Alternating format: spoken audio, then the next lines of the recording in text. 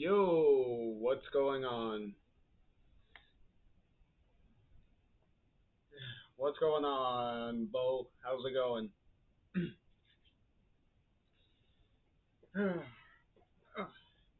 As always, JR here back with our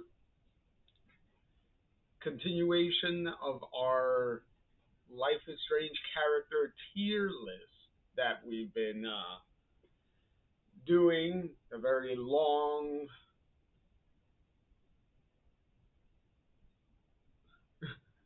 Oh, again, it was because you had that problem last time, right, Bo? So I'm guessing this last game didn't go so well.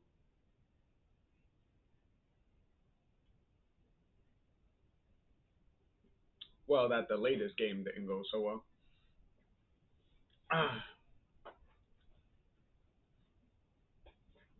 But in any event, little bit of a recap in our last part.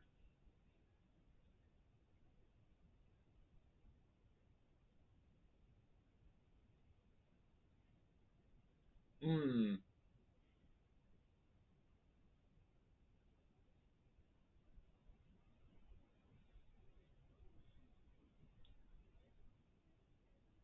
If so so does that mean you have one more one more game left, or did you just finish your last game? Oh, okay. Okay, so you have one more game coming up, and then that's it. All right.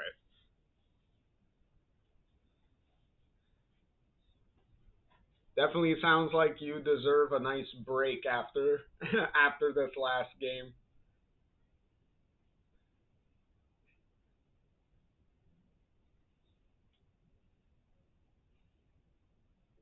But in our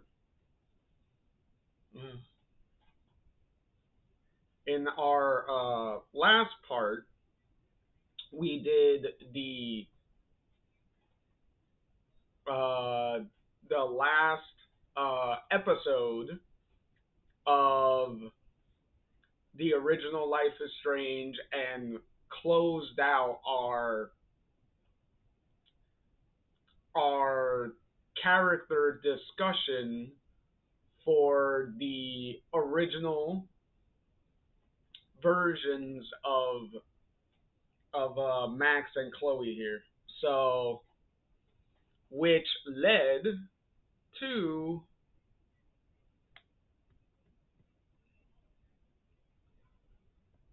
their nice placement on the list,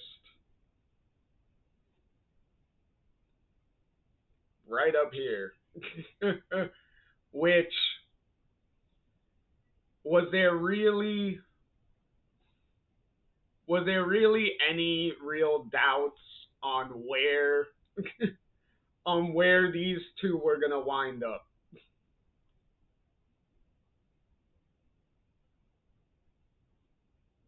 Uh,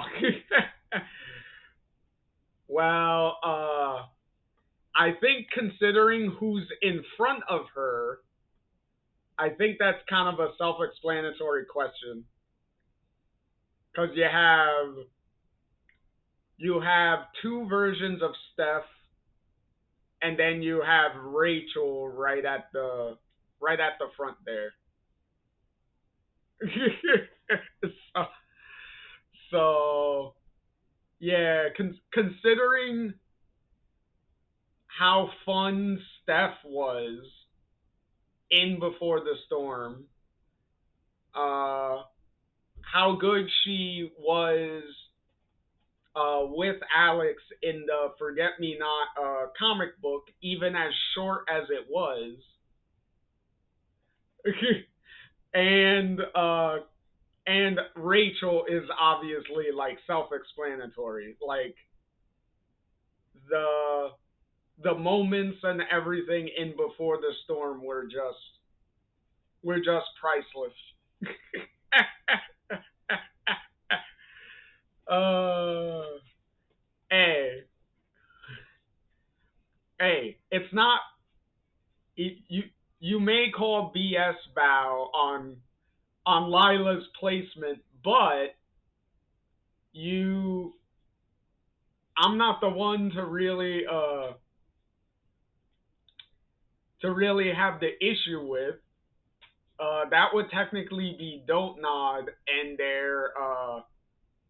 their lack of screen time for Lila in the game to begin with.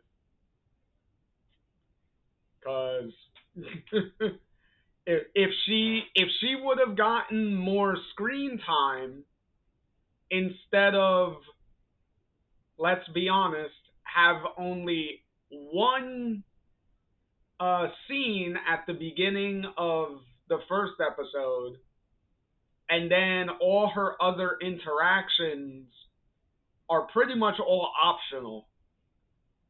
So, depending on how you play the game, you literally.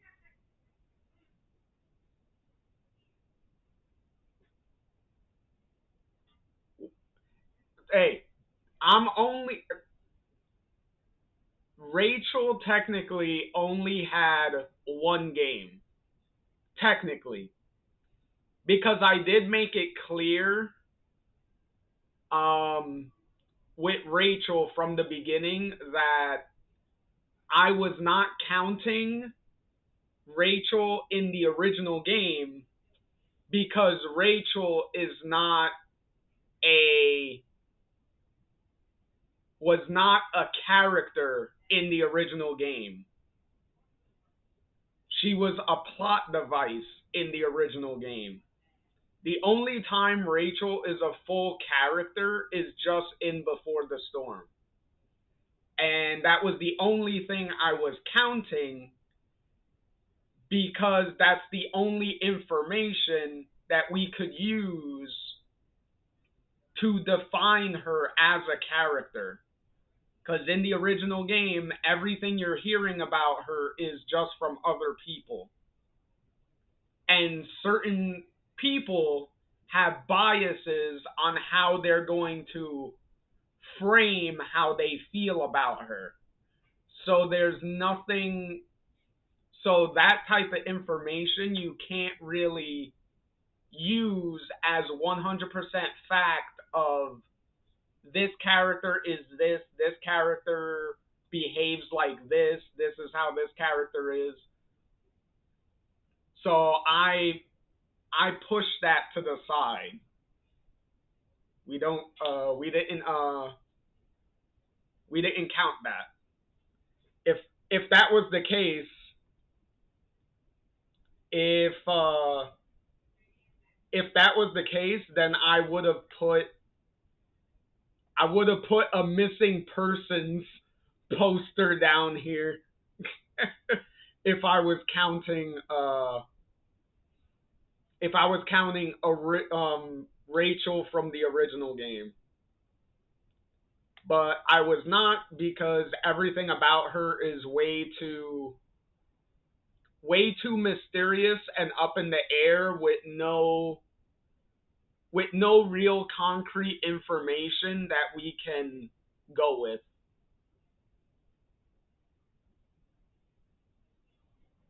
Well, you Bow, you keep saying I could have put her as a skeleton, but technically she wouldn't be a skeleton because if she was missing for 6 months and she was in the ground inside because she was wrapped up in a blue tarp or whatnot, then she wouldn't be a full skeleton within 6 months. Especially considering that The weather in Arcadia Bay is not that bad, so I don't think decomposition would be that rapid within 6 months. Especially considering when Max and Chloe dig her up, they can well, from what they are saying, they could tell that it's still her, so she's still recognizable, pretty much. Obviously, she smells bad because decomposition will do that to you,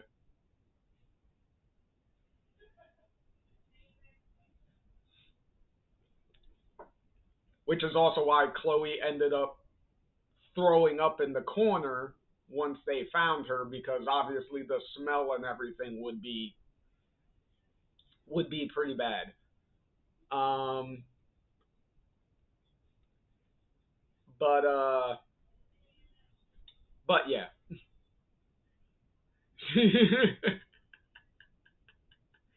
look, look.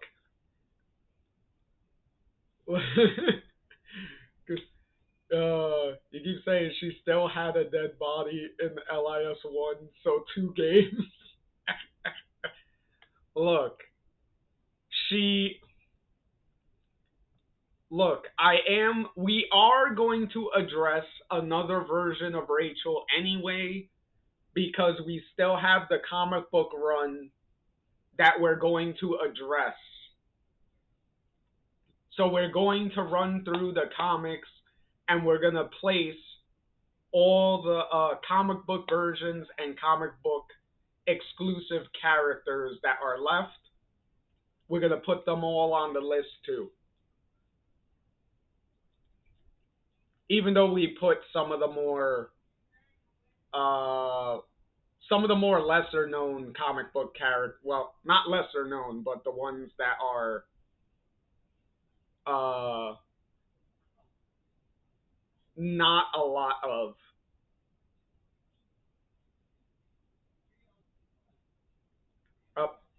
Because look, look, Bao, you say putting the comics, but not the version of her in LIS one. I see how it is.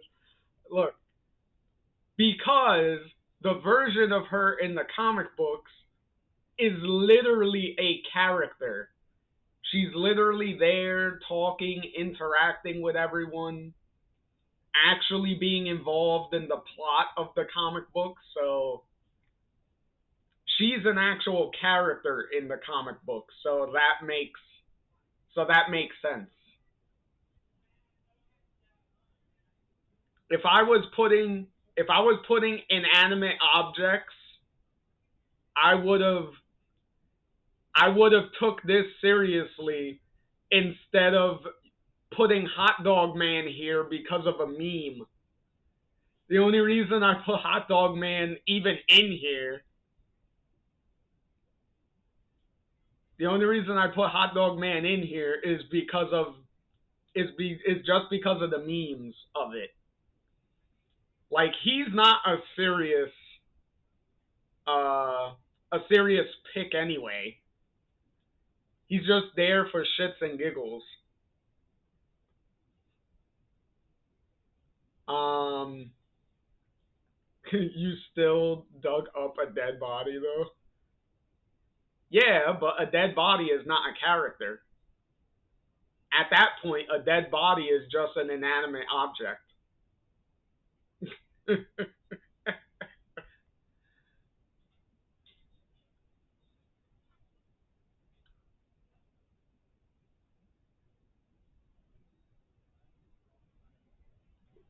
but but in any case, could be though if you decide it can be one.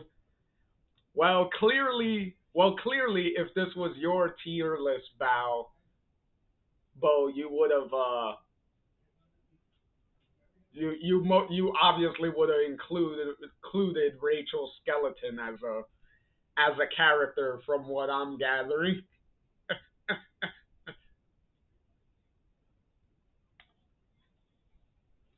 But with that, we are going to jump into the comic books so that way we could rank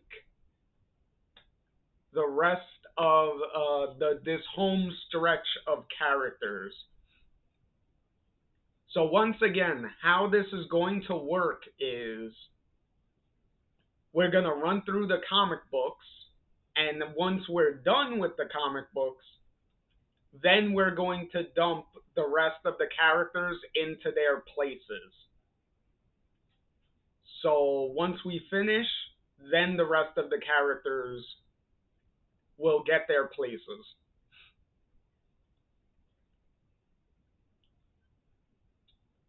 So, right out the gate, we start with uh uh yeah, go ahead, Bo. Have a nice sleep. Thank you for stopping in and a pretty funny discussion there. It's always a pleasure. Ah, and without further ado, as always, full credit to Emma Vicelli for writing the comic books and for Claudia Leonardi for drawing, for being the main artist for the comic books. So so obviously, from how the big point that the comic books address from the very beginning is we are jumping off from the Destroy Arcadia Bay ending. So we're following up directly from that ending, and we're gonna go from there. Which this also sets up.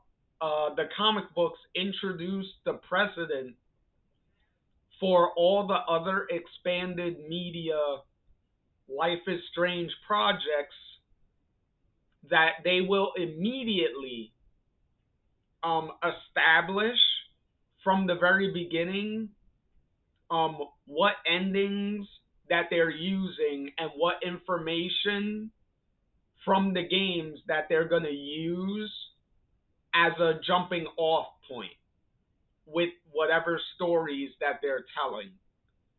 So the comic book immediately establishes this for everything else that comes after to really run with. So each of the expanded universe stuff will begin with something similar like this, where they kind of recap what their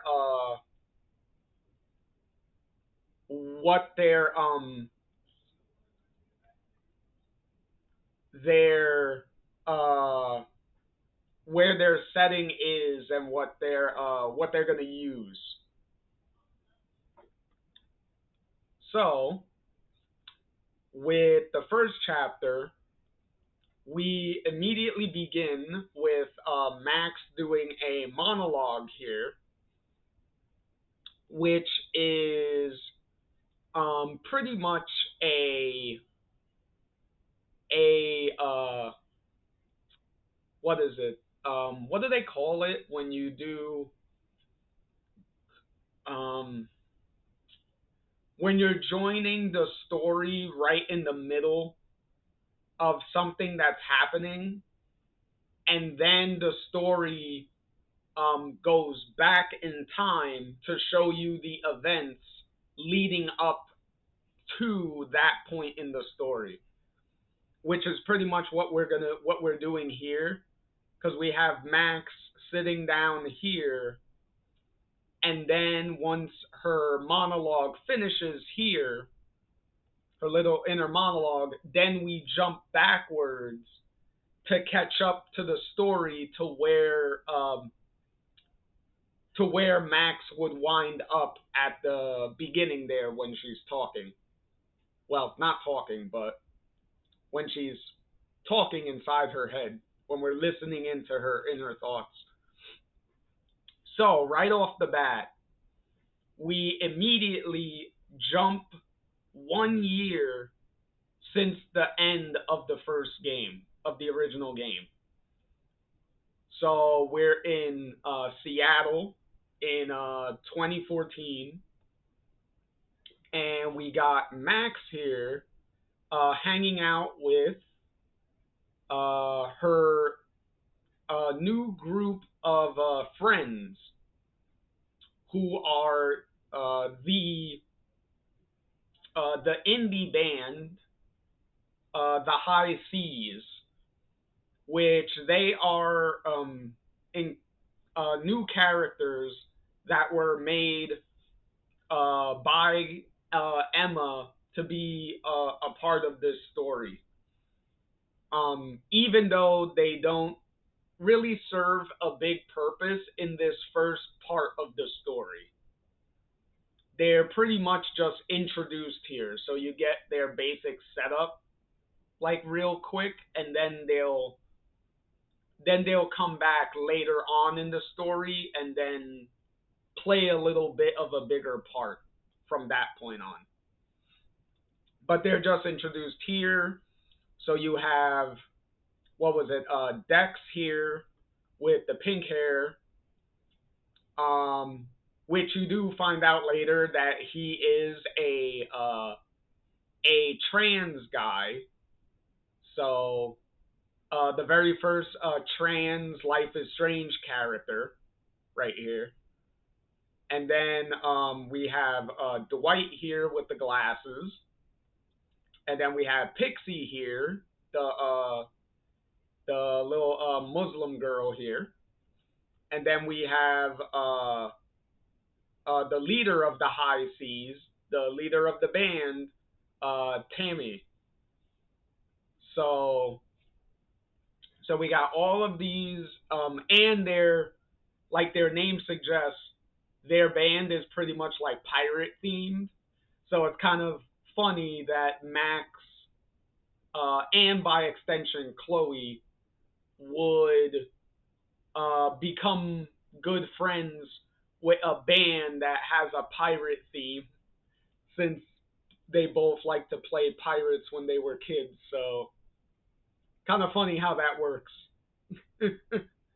I think it's fitting though. And Max's job is she takes pictures of the band when they're doing like their shows and stuff. So she's kind of like their personal photographer, so they could use those photos in like promotions and things like that. So it's pretty good. Oh, and Chloe was the one that designed the band's logo, so that's also pretty sweet. Um, and then as they're catching up, talking about the photos, we see a news report on the TV.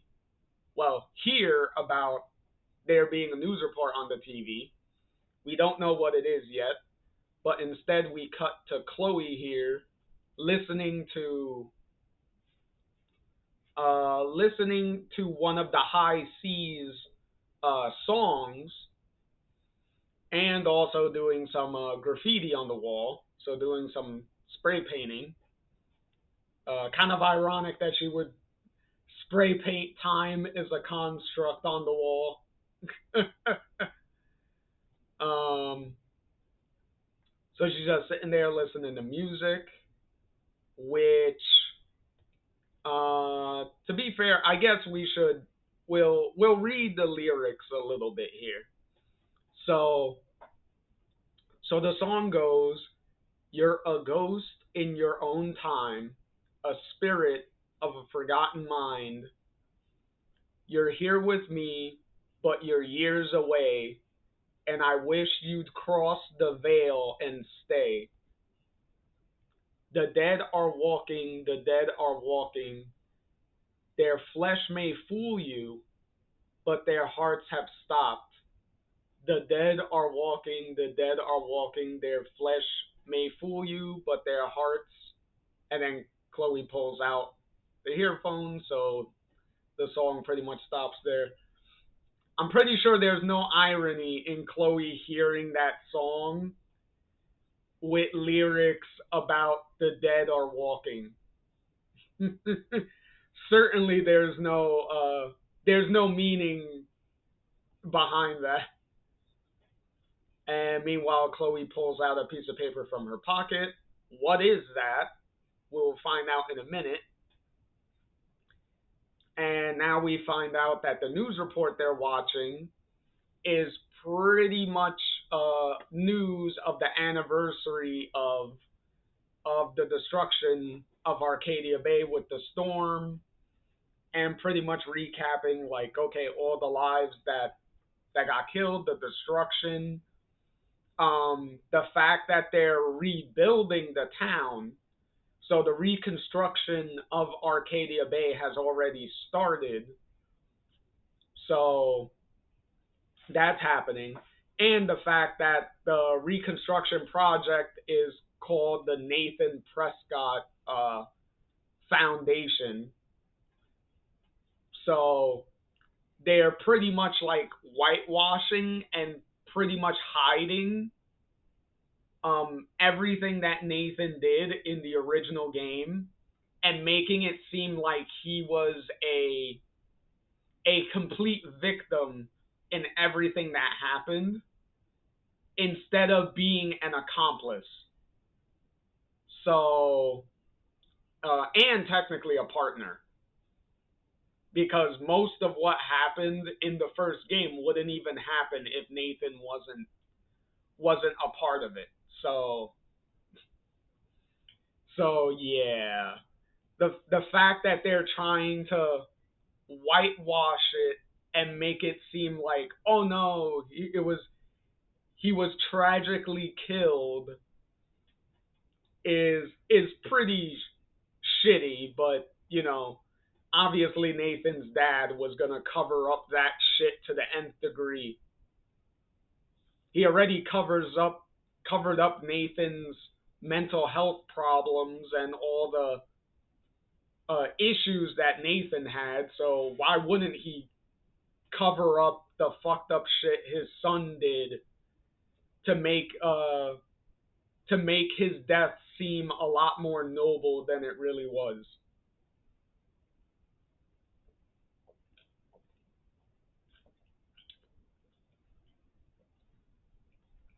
Uh, so, uh, while Max is begrudgingly, having to listen to this because it's on the where are they? I think they're, well, whatever little hangout spot they are in.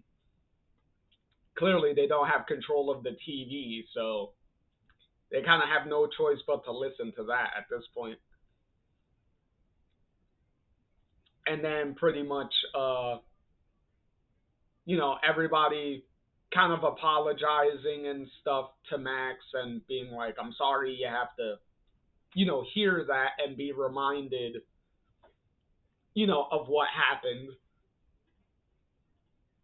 Um, and obviously Max, because of how humble she is, she's pretty much like, okay, it's cool, don't worry about it. Uh, and Dex over here just being like, hey, you guys were so lucky to get out of there.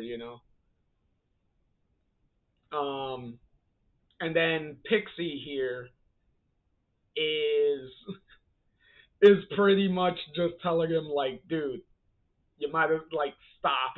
Like it's not the time or the place right now. And then meanwhile, Chloe comes in, getting the remote for the TV from somewhere and turns off the TV. And then pretty much changes. immediately changing the subject to Max's photos that she took. Um, and then what was it? Chloe being in the repair shop. So she's doing mechanic.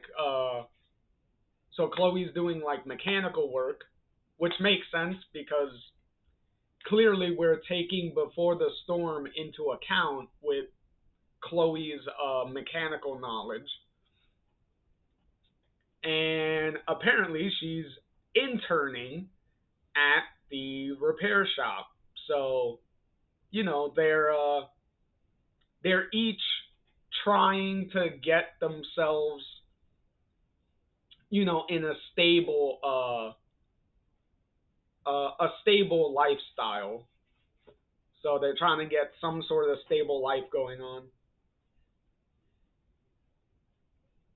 So you got Max with her still pursuing her photos, her photo career, and then Chloe with her mechanic endeavors.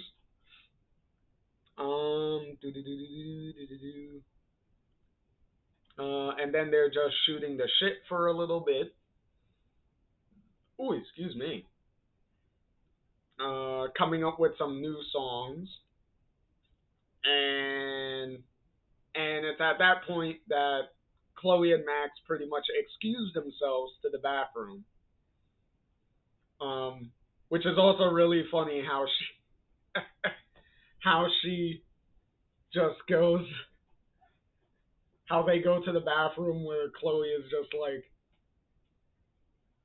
my lady, take your hand and then escort you to the bathroom is pretty funny.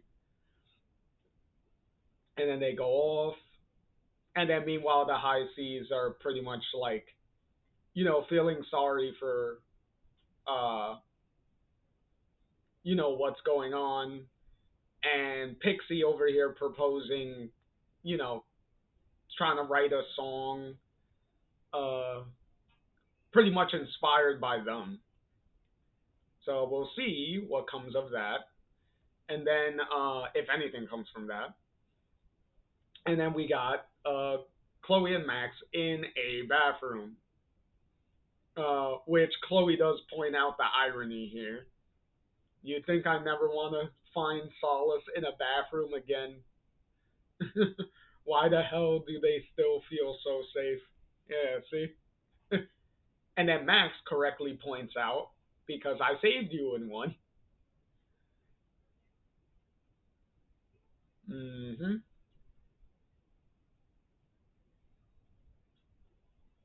And then Chloe obviously being pissed off about the whole cover up thing with Nathan and whatnot.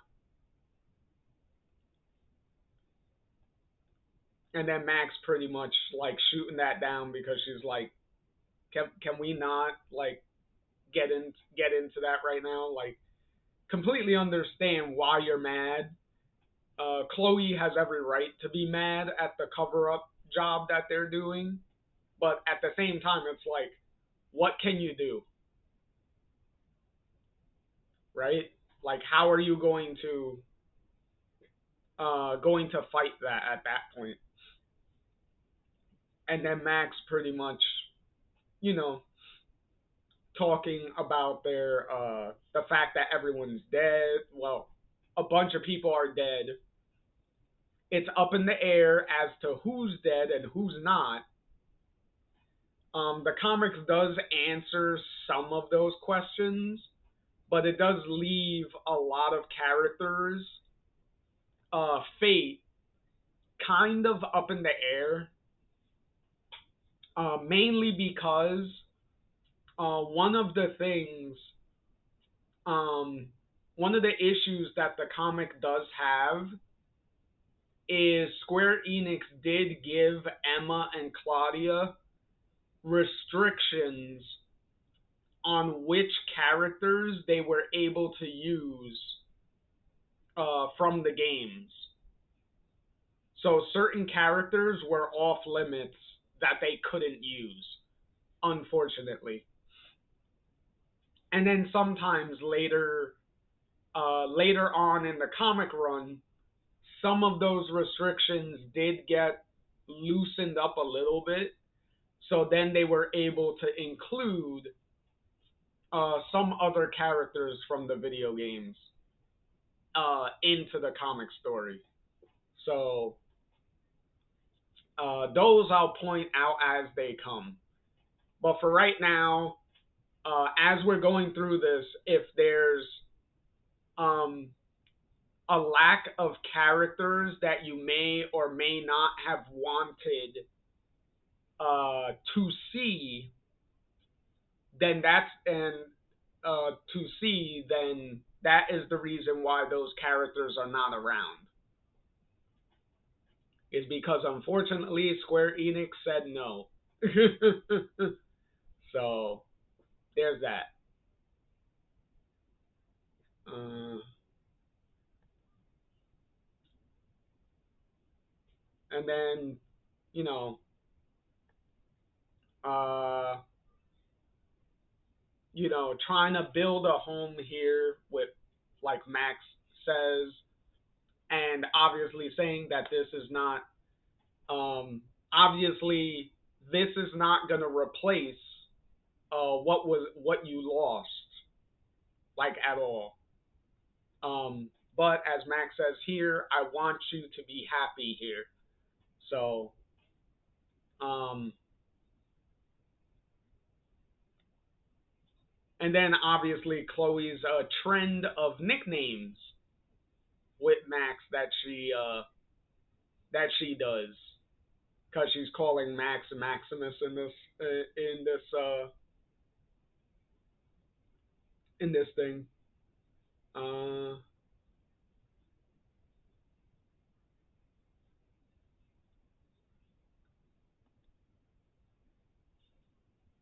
uh, oh, okay.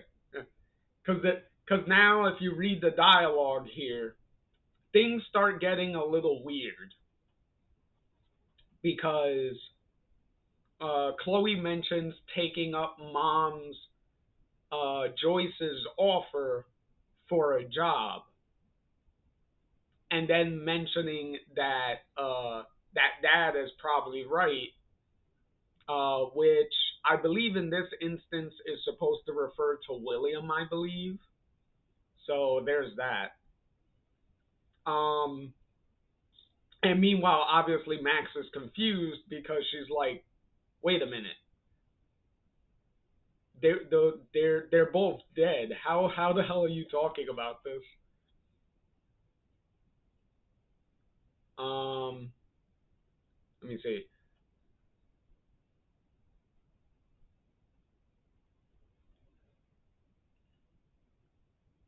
Uh, and then Chloe is also just as confused because Max is mentioning, "Wait, what did you say about your dad and your mom?" And then Chloe's like, "Wait, I didn't say anything about them." Um, and then obviously Max is starting to get a headache, which if you know by now, when Max starts getting headaches, things are gonna start getting a little dramatic. So uh so at first, Max is kind of denying the signs that something weird is happening because she's saying that nothing's wrong. I'm just a little emotional. Um, and then Chloe, in a very in universe and meta sense, saying one of us probably shouldn't even be standing here. And Max justifiably is like, "Don't even joke about that." Um, and Max telling her, "You're here. I wouldn't change that for anything." And Chloe reassuring that, like, "I know it's just hard not to think about everybody else that's that died. And then Chloe brings it back to the piece of paper that she took out of her pocket when she was outside. So now we're finally coming back to address that. And uh, so Chloe has one, and Max has one now, even though she says that she threw it out initially, but then had second thoughts and then took it out of the garbage. Um, and then Chloe teasing Max with yet another nickname, Mad Max, and saying like, "Oh, such disrespect."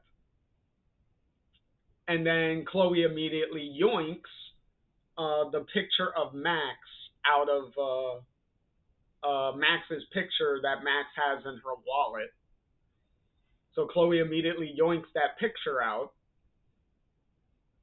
and says, "Oh, I remember this girl. That when was this taken? You look happy." And she says that was taken uh, when she won the Blackwell Scholarship. Um, and then Chloe sarcastically is like, "Trust you to be so happy with something so mundane." And then Max says, "You don't get it. I wasn't happy just because of the scholarship. I was happy because I was going back to Arcadia Bay, seeing you." So, uh, yet again, that's pretty sweet.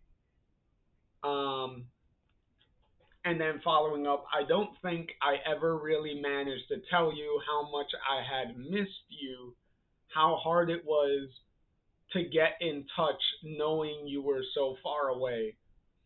But knowing I was coming back meant everything, and I knew I wasn't going to let you go again. You're why I'm so happy in that photo. And then we get the nice little wide shot. Um, and then Chloe reassures, "You know what? After everything that happened when you came back, I think I believe you," with another nickname of Supermax, which which Max goes back with, "Don't call me that." And then meanwhile, Tammy comes in to let them know that rehearsals are gonna start, and to not forget the pirate outfits uh, for tomorrow, for rehearsals tomorrow. Oh no, they're going to rehearse. The High Seas are going to rehearsals now.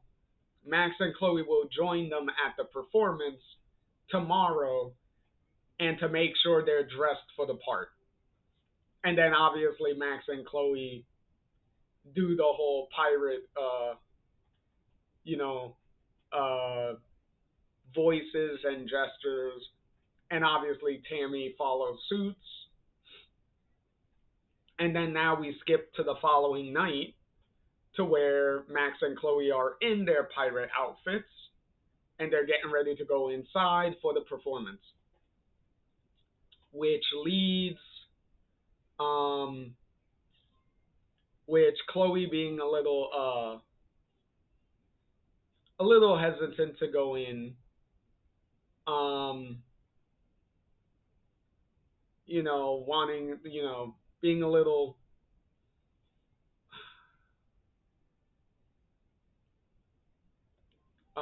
what is it?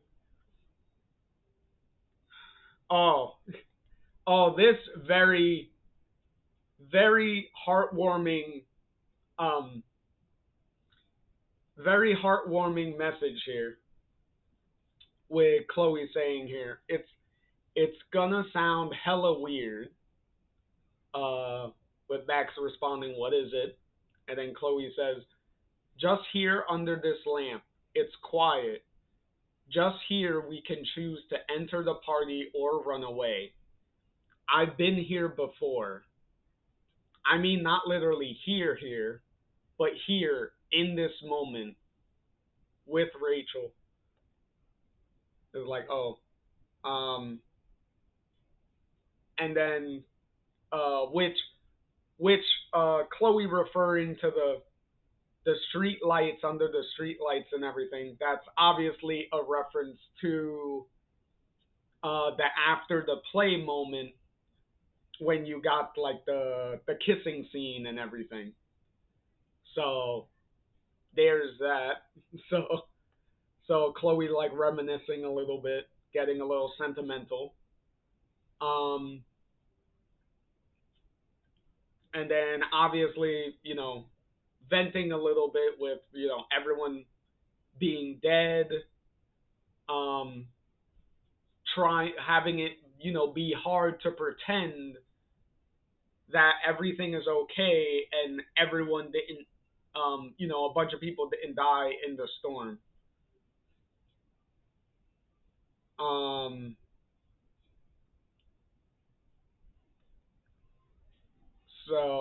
and obviously, mentioning everybody from Kate, from her mom. And then we get this weird little moment here, because if you notice, Chloe's clothes, and then we cut here, and then now Chloe's clothes is completely different. Um,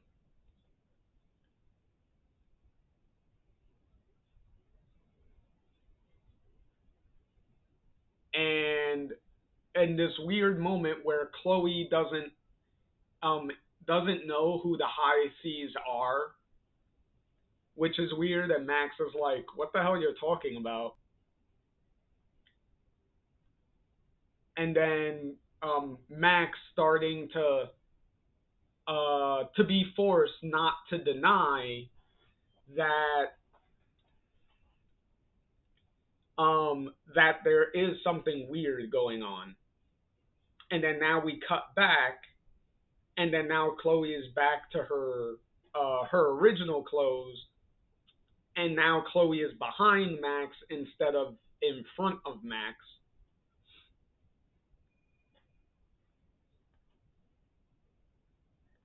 And then obviously both of them are confused at what's going on. Max has a nosebleed, and then Chloe immediately is, "Hey, what's going on, boy? How's it going?"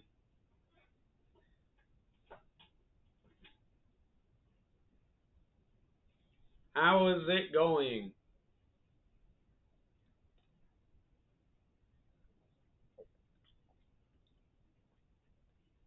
Ah, hopefully you've been having fun with your streams you've been doing. I've been able to catch a couple of them, so hopefully you've been having some fun.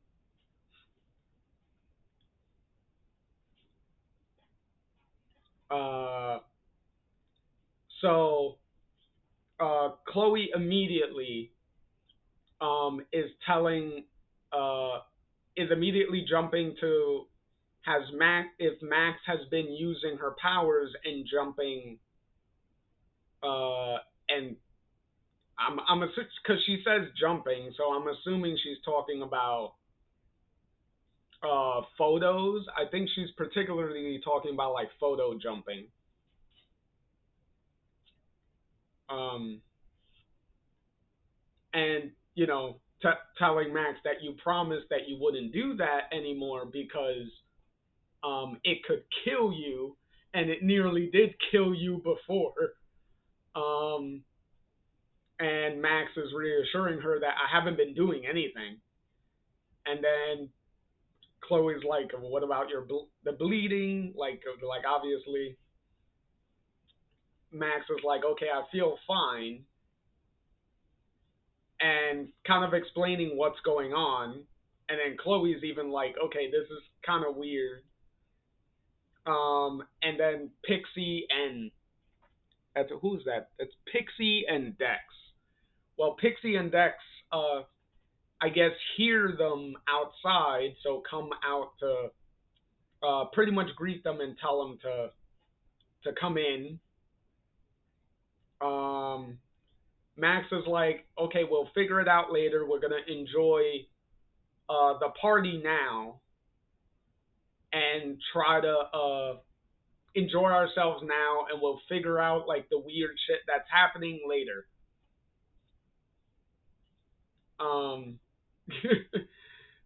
and Chloe with the funny little line of uh, like she can accuse me of being overprotective.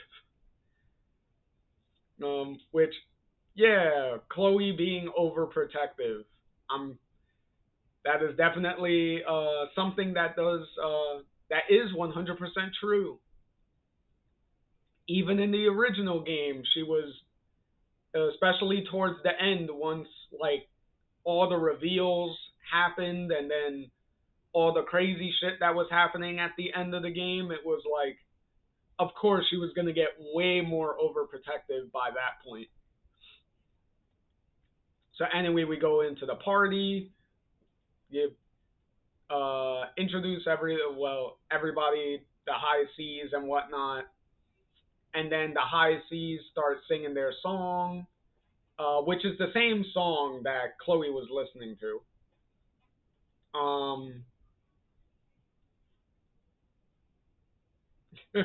And then Chloe blatantly pointing out the irony of the song that they're singing, which is funny that Max is like, it was like, yeah, the song's kind of hitting the nail on the head pretty well, don't you think? uh, uh, oh, okay, so we got a new lyric here. So so we go from you're a ghost in your own time, a spirit in a forgotten mind.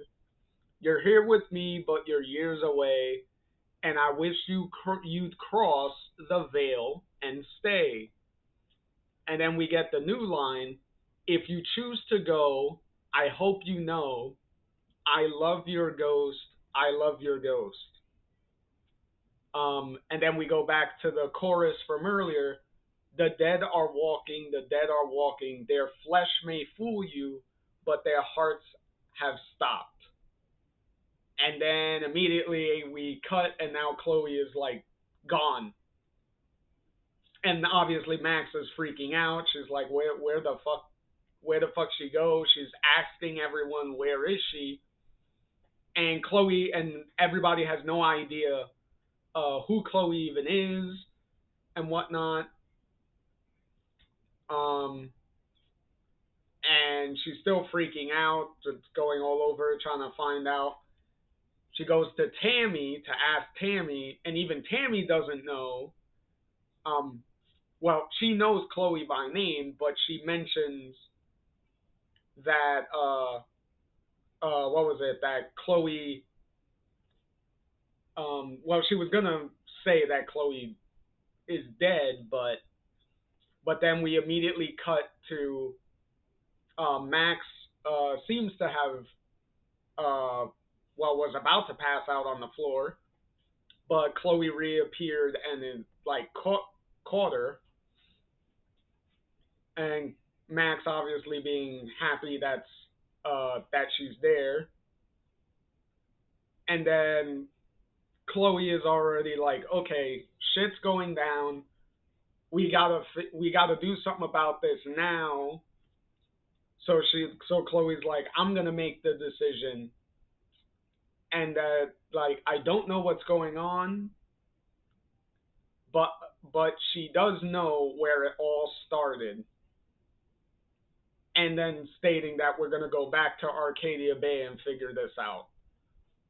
So we immediately jump back, jump to what was it, chapter 2, and of the first book, and then we're back to the monologue of Max here, which is all the standard philosophical, like metaphorical stuff that Max is talking about. And then we jump to Chloe's truck. So Chloe still has her beaten up truck still. That thing ain't going anywhere.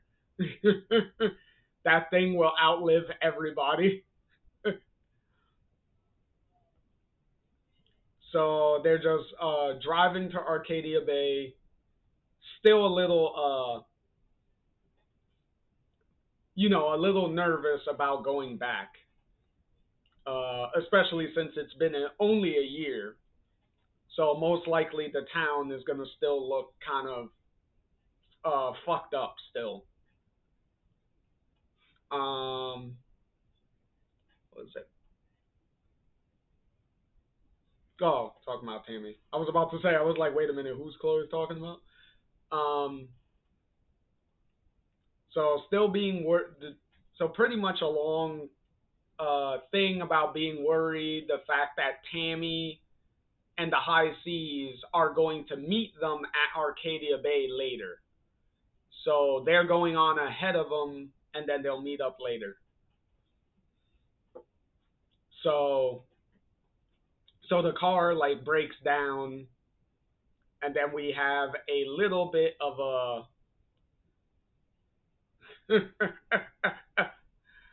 of a of a touchy thing because Chloe's kind of pissed off that the truck is giving them problems. Um, Chloe's trying to fix it using her mechanical knowledge. Max asking if I can do anything, and Chloe, being sarcastic, says, wind, wind back time and tell me to fill up on oil." And then Chloe clarifies, "I was only joking. That was only a joke. Don't fucking do it. And if you do it, I'm gonna kick your ass." And Max is like, "Don't worry about it. I wouldn't even." And because they're trying to follow the model of take life as it comes and try not to rewind time and rely on doing that to fix your problems. So lessons have been learned. Um, and then just reflecting on what kind of happened uh, in the first chapter. In any event, have a nice little like oil, what was it, grease oil moment here with trying to wipe it off of Chloe's face, not very successful, and then Chloe smudging it on Max's nose. And then now we can finally uh, fix up the car. Hold on. Oh, and pointing out that the beat up truck being a metaphor for Chloe's life. It's like, yeah, kinda. And Max having another nosebleed, which is not great. Um, so they continue going to Arcadia Bay. Um, and Max rightfully pointing out that, like, yeah, it'll be hard for me going back to Arcadia Bay because of the decision I made, but it's also going to be hard for you. Are you going to be okay? And obviously, Chloe um, being the type of person to try to be strong is like, don't worry about it. I'm fine. I don't want to talk about it right now, so we're gonna move on. And she, angry with the, like she says, "Fuck me, the subtlety of it all." And it's like, yeah, subtlety with the big ass banner here with Arcadia Bay 1 year on. restoration funded by the Nathan Prescott Foundation. Yeah, very subtle. So in any event, another little monologue from Max there, some inner thoughts, and then see them holding hands, looking down the street with them repairing the houses, and then we see a nice little doe, and then the doe sees Max, and Chloe just shoos it away. um, and Max pointing out of if Chloe saw that, which Chloe's like, yeah, I see it. It's a big ass fucking deer. Um, which is clearly a reference to what was it, the spirit doe that was guiding Max, which we find out by the end of the game is pretty much like Rachel's spirit, like following, like helping Max out. And then we get to the ruins of the diner. So obviously this is gonna, you know, be a little hard for both of them being here. And Chloe, all like as always, because she even did it in the original game, telling Max to not to blame yourself, stop putting all of this pressure on your shoulders. It's not all about you. Like none of this, you can't say all of this happened directly because of you. So still keeping that theme going. And then Max notices something, and that something turns out to be the diner is back to normal somehow. And then we have this other version of Chloe here, because we go from Chloe here with no beanie and a plaid and a red plaid shirt to Chloe with the beanie and a jean jacket. So it's like, what are we doing?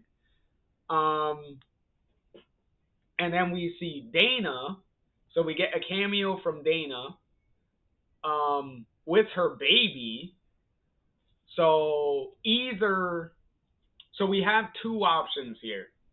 Either that is the baby that she didn't abort. So either she chose not to have an abortion with the baby, or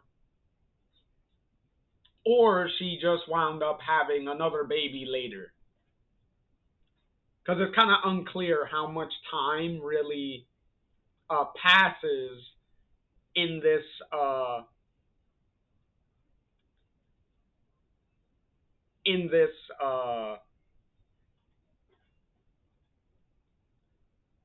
instance.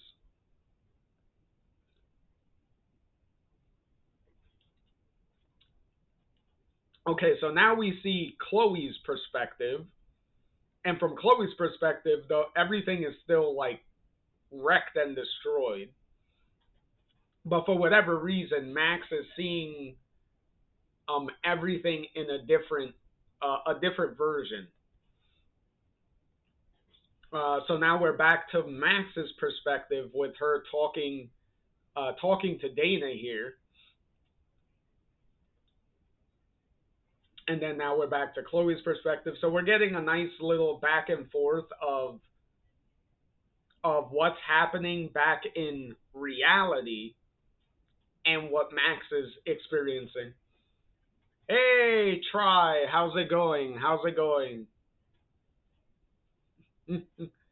How's it going with the number one guy here? Oh, hold on. Before we continue real quick, I do want to hold on. Go to full screen here real quick. I do want to point out something. I'm doing great. I'm doing great. Um, I do want to point out something for you for the emotes. Um, I don't know if you check the emotes, but there should be a new emote that just got approved earlier. Excuse me, earlier today. So you should see a new emote in the group there.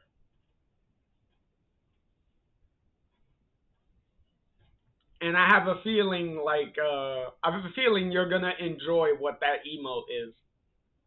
I thought it was pretty sweet, the emote.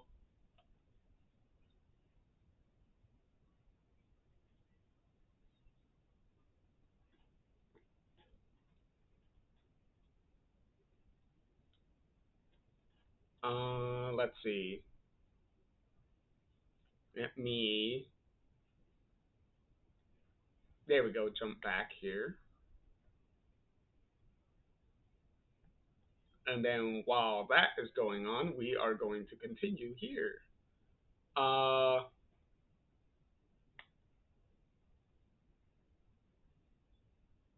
the what? No, no, no, no, no, no. That one was last time. It should be it should be one that has electricity around it. There's a particular one that has electricity. That one should be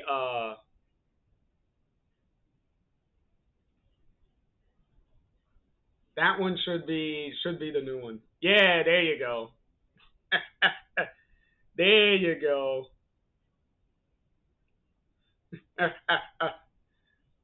Yeah, I thought that one was appropriate considering the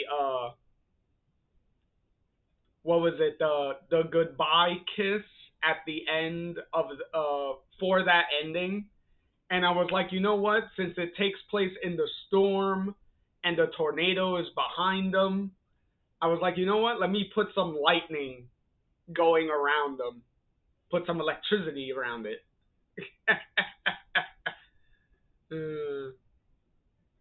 uh, I thought it made sense. uh, so now we jump back to Max's perspective here, which is still talking to Dana, and then this version of Chloe that's with Max in this vision that's going on. Oh, you did. You know what? Don't don't spoil what the emo is for me. I'll find out. I'll find out what the emo is during your next stream. So during your next stream, I'll keep a. Oh, well. Well, you got too far ahead of me. I was I was trying to keep the surprise. I was trying to keep it a surprise, but you already you already jumped the gun ahead of me. Okay. I'm surprised you didn't do that emote before. I'm surprised that wasn't I'm surprised that wasn't in the emotes before this. uh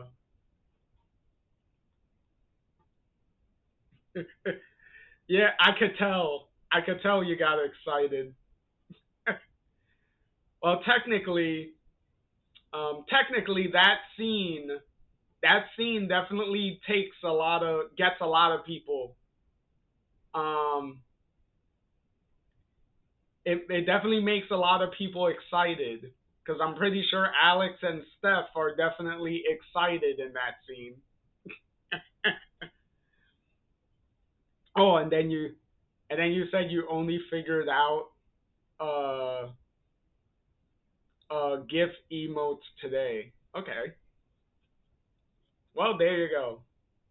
The options for more emotes get even bigger with the experience.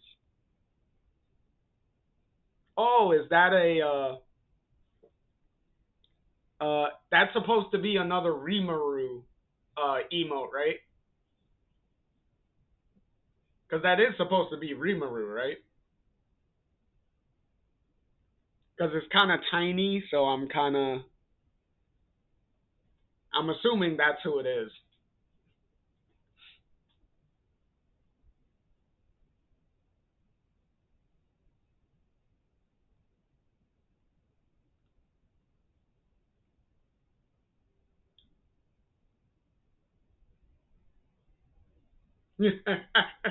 You have 38 emotes and 18 animated ones now. uh, oh yes, and thank you, Try, for confirming that yes, that is Rimuru. Okay, but yeah, you're definitely making a very nice library of emotes and stuff that you could definitely cycle them around. I guess you could cycle some in and some out.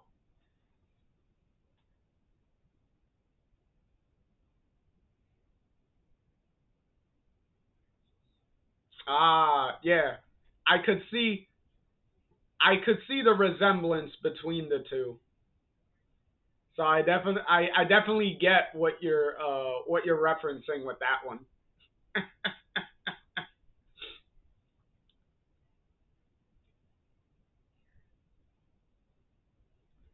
I'm I try to stay over prepared. Well, yeah, you definitely are. Try you definitely are. Um,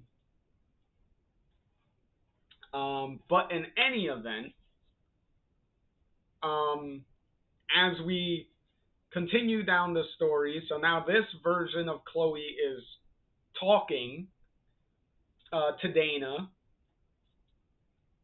and then uh, present day Chloe ends up grabbing Max's hand, and then once Chloe makes physical contact with Max, now Chloe is able to see what Max is seeing.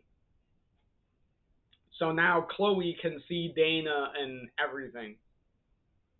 And Dana mentions Joyce, and then Dana leaves, tells Max to call her, which is pretty funny. And then you hear, well, I say hear, even though this is a comic book, but you know what I mean. Joyce's voice.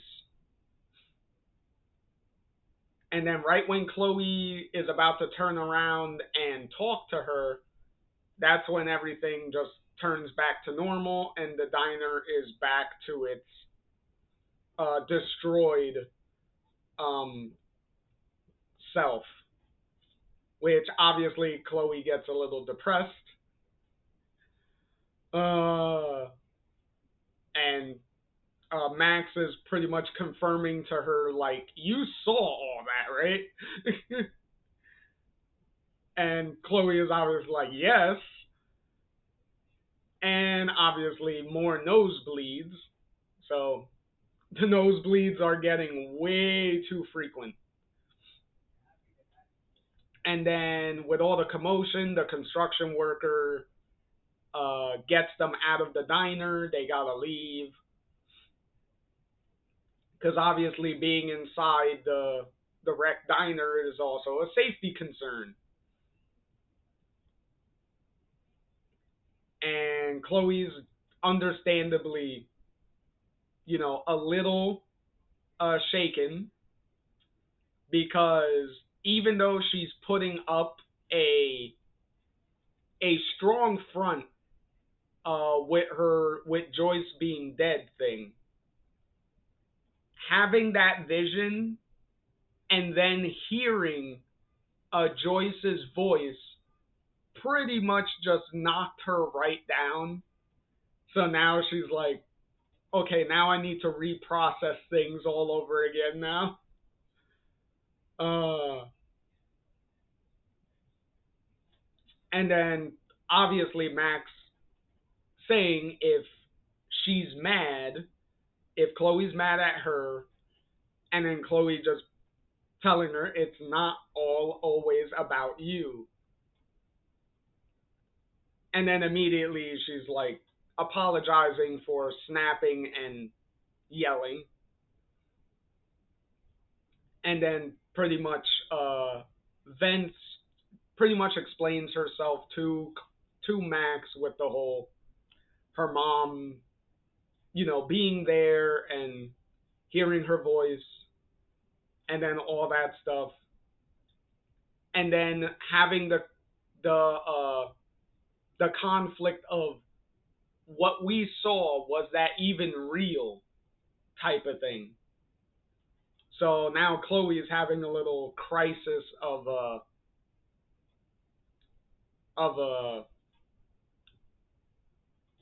well, I would, well, not really identity, but of reality at this point. And obviously Max not being able to say, she doesn't even know if it's real either. And Chloe saying that we need to go home. Max it thinks she means Seattle, but Chloe is like no, and she literally means going back to her home. Well, whatever's left of her home at this point. So we pretty much explore around Chloe's, the wreckage of Chloe's home. Max is getting a headache again, which means something is about to happen. Another vision, and this time it's, since we're in Chloe's house, obviously it's going to be a vision with Joyce here. The main problem though is even though Chloe is holding Max's hand, for some reason Chloe is not able to see anything that's happening here. So she's not able to see anything or hear anything, right? Well, she says can't see, but I believe she can't hear anything either. I think. But in any case, Max is interacting with Joyce. Um, Joyce is looking over the newspaper articles about Chloe's death, which pretty much confirms that this is a look into the other ending. So it's a little glimpse into the other ending, and um, obviously Max trying to figure out what's going on, seeing if Joyce can even see Chloe standing there, which Joyce gets a little offended because she's like, "What are you talking about? She's dead. Like, are you trying to fuck with me here?" And then Joyce walks off, goes right through Chloe's arm, like she's this this ghost. It's almost like the High Seas song was foreshadowing something. So obviously Chloe gets really depressed over this shit. There you go. She can. There you go. She does confirm that she also can't hear Joyce either. So Max is getting this, more headaches. Um, Max tells Joyce, trying to tell Joyce like what happened with the storm, all that stuff. Joyce has no idea what the fuck she's even talking about. Um, and Joyce confirming that Chloe died in the bathroom with Nathan shooting her in the stomach, and that it's been, I believe it's been I guess the insinuation is this is supposed to be a year. Um, but in any case, uh, since Chloe can't hear or see her, she just tells Max to deliver her a message that, you know, saying how much Chloe loves her and misses her and all that stuff. So she relays that message, and then the vision disappears. So now everything's back to slightly normal. Uh, Chloe tells her thank you, and then Max, with all her nosebleeds and is about to pass out, is like, "Yeah, I don't think that solved the problem," and then immediately just passes out. Okay, so the yet again, Chloe coming to terms with Joyce being dead, and then getting a little bit of closure with having Max deliver to Joyce like a final message, in a sense, to get a little bit of closure on that. But um, Chloe is supposed to be shocked that Joyce is dead and all that stuff. Some people apparently don't. Yet again, wasn't paying attention to the original game apparently when they were writing certain things. Clearly, they were paying attention here. So now we're on with chapter 3, which we what was this? Oh, a new song from the High Seas. All right, let's see what this song references. They say forever is a long time, but I don't hear a word they say.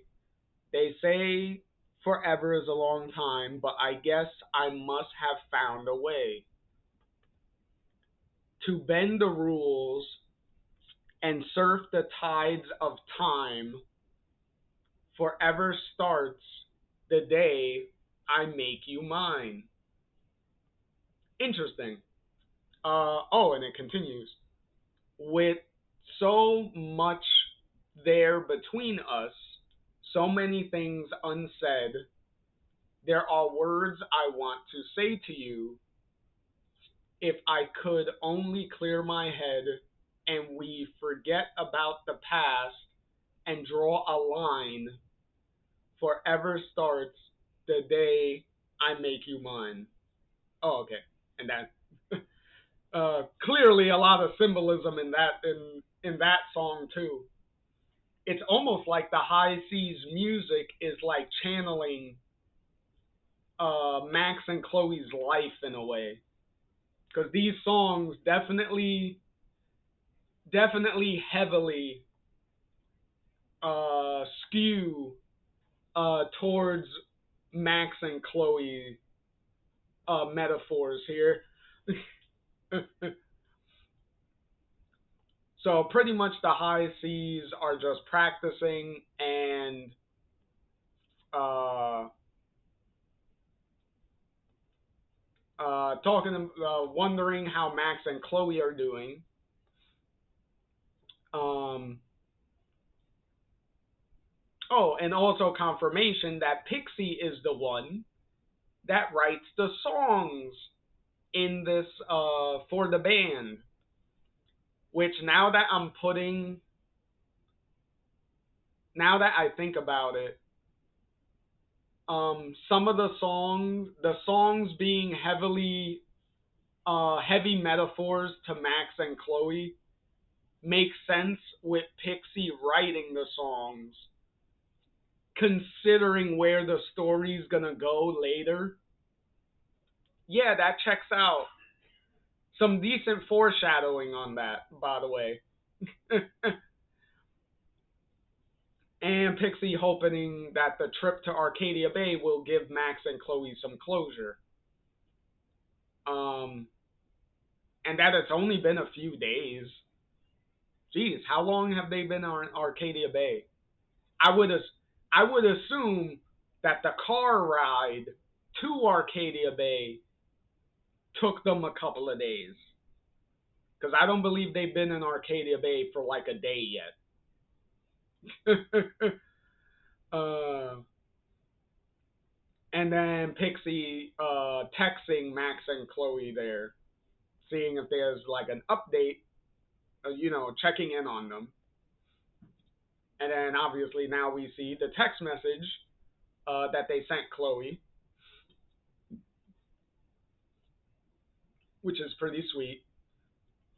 And then ironically, Chloe bringing Max to her old bedroom, what's left of the old bedroom, and waiting for Max to regain consciousness,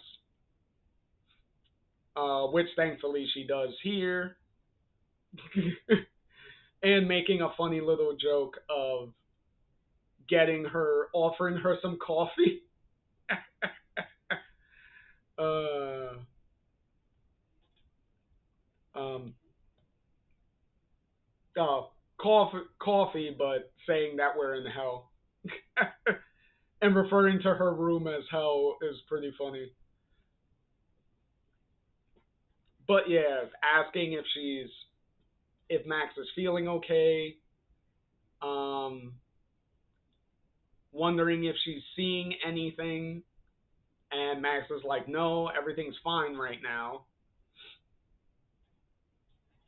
Uh, Pretty much telling Chloe that she wishes that she was able to see and talk to Joyce herself, but Chloe reassuring her that she did enough, it was good. Um, and then pretty much saying that while you were unconscious, I was looking through the house and stuff. Pretty much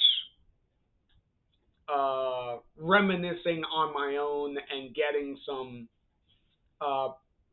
much needed processing of things going on. And then we have another bird. Jesus, where do these birds come from? It was literally also in the first game with the fucking blue birds that would always like somehow find their way into Chloe's house.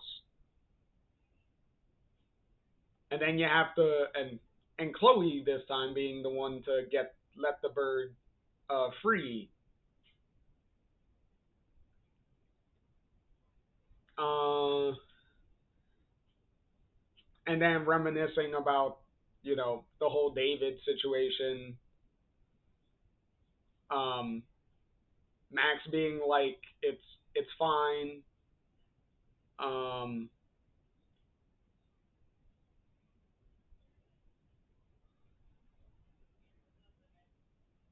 and Max still believing that the storm was her fault, which yet again there is no evidence to prove 100% that the storm was your fault.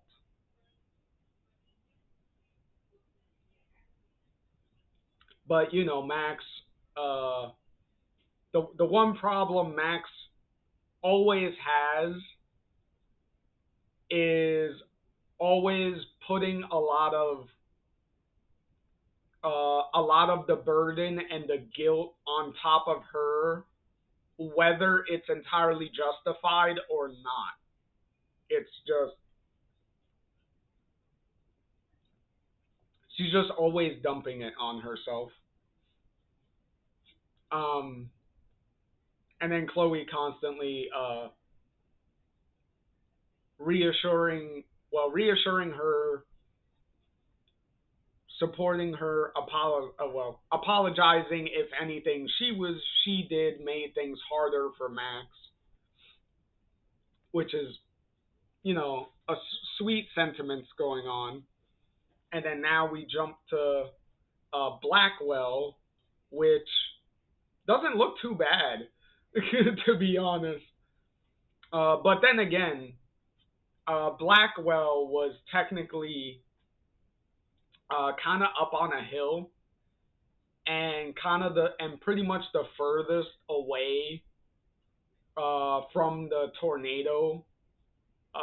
So the tornado not really fucking up Blackwell that badly. Pretty much checks out. So good on them. Which is also why Blackwell is being treated as the center of where they're gonna hold the memorial event at, since Blackwell avoided much of the damage. So clearly the safest place in town to do all this at.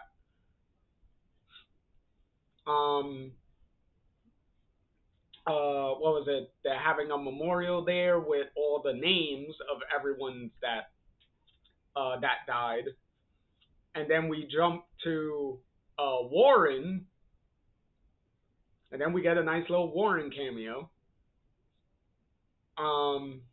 Jumping around. Max being a little, well, not too surprised that Warren's even here. She's acting pretty normal. Warren pretty much casually just talking to Max. Max referencing the diner explosion that you have to prevent from happening. And then she touches Warren to see if he's even real, which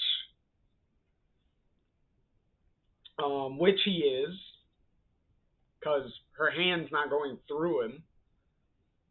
And then Chloe comes back from checking the names on the plaque. And then Max pretty much asking Chloe, was Warren's name on the list? And Chloe confirming that yes, his name was on the list. So now Max is like, okay, so I'm having another vision, clearly, because how else am I seeing someone that's supposed to be dead? Which Chloe does not see. Because you could clearly see Chloe is looking in Warren's direction, but she's not reacting to anything.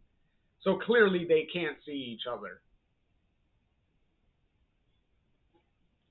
So then Chloe tries to grab Max's hand to see if she can see him that way, which isn't going very well because now Chloe is experiencing massive head pain. Like, a lot.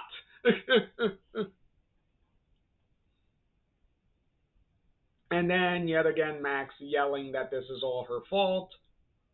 And, okay, I thought she passed out for a minute, but no. I'm guessing that's supposed to symbolize that what they were seeing stopped, so now everything is back to normal again. And now Chloe has a big nosebleed, which doesn't mean that Chloe has superpowers out of nowhere. That's just residual effects of Chloe being in contact with Max when she's experiencing whatever these visions are and stuff.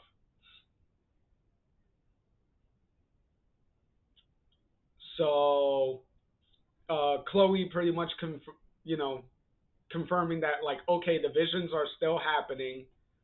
How do we fix what's going on? And obviously Max doesn't really have an answer. Chloe checking on Max, trying to see if she's okay. And then we jump into clearly another vision because everyone is in different outfits now. Well, technically, their original outfits. And then who are they referring to with, yeah, I see her. And who is this her? And then there you go with Miss Rachel Amber just come walking over.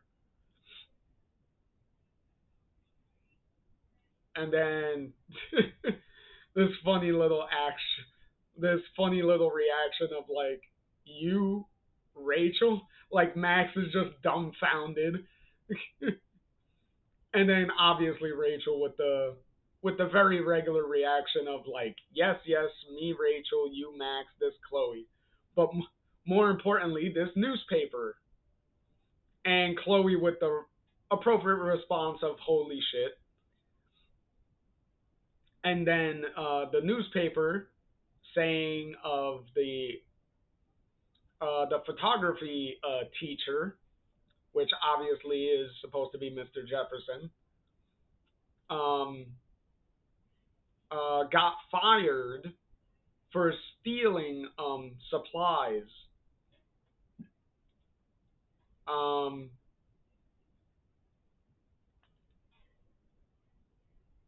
Hold on.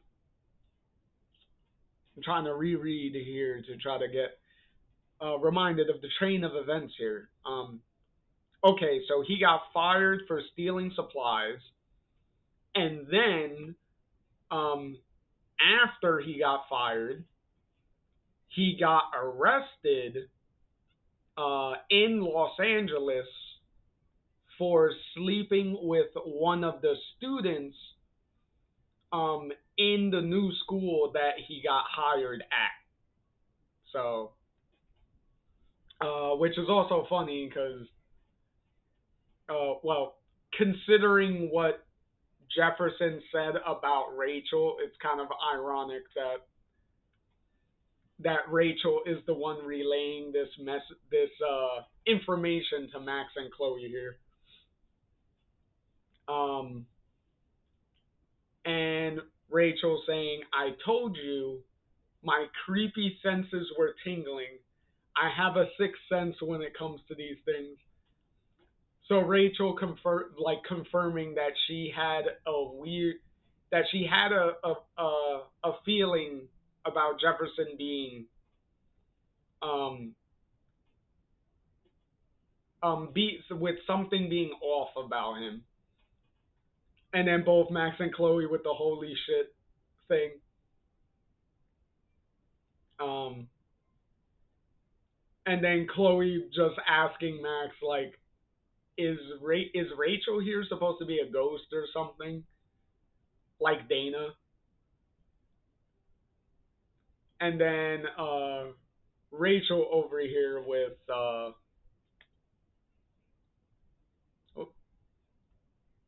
there we go. With are you two doing a bit right now? This is some serious shit here. And it's like I'm supposed to be the dramatic one. Which is pretty and this hilarious bit. And also what's the actual with the hands and the holding? Um Chloe, shall I take it our plans are off for tonight? Unless we're taking this three-way.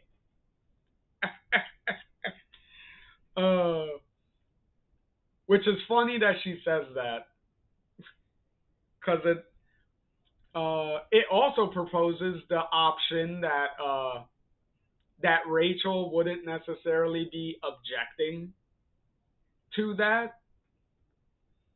So it seems like from that insinuation that she would be open to uh, a three-way relationship per se. uh, and Rachel just guys are too easy to be teasing. Oh, and then we get the creepiness going on here. Because then she says, well, I just had to share the news. I'm meeting Frank in 5. See you two lovebirds later. Oh boy. And then you got your nice reference of that relationship.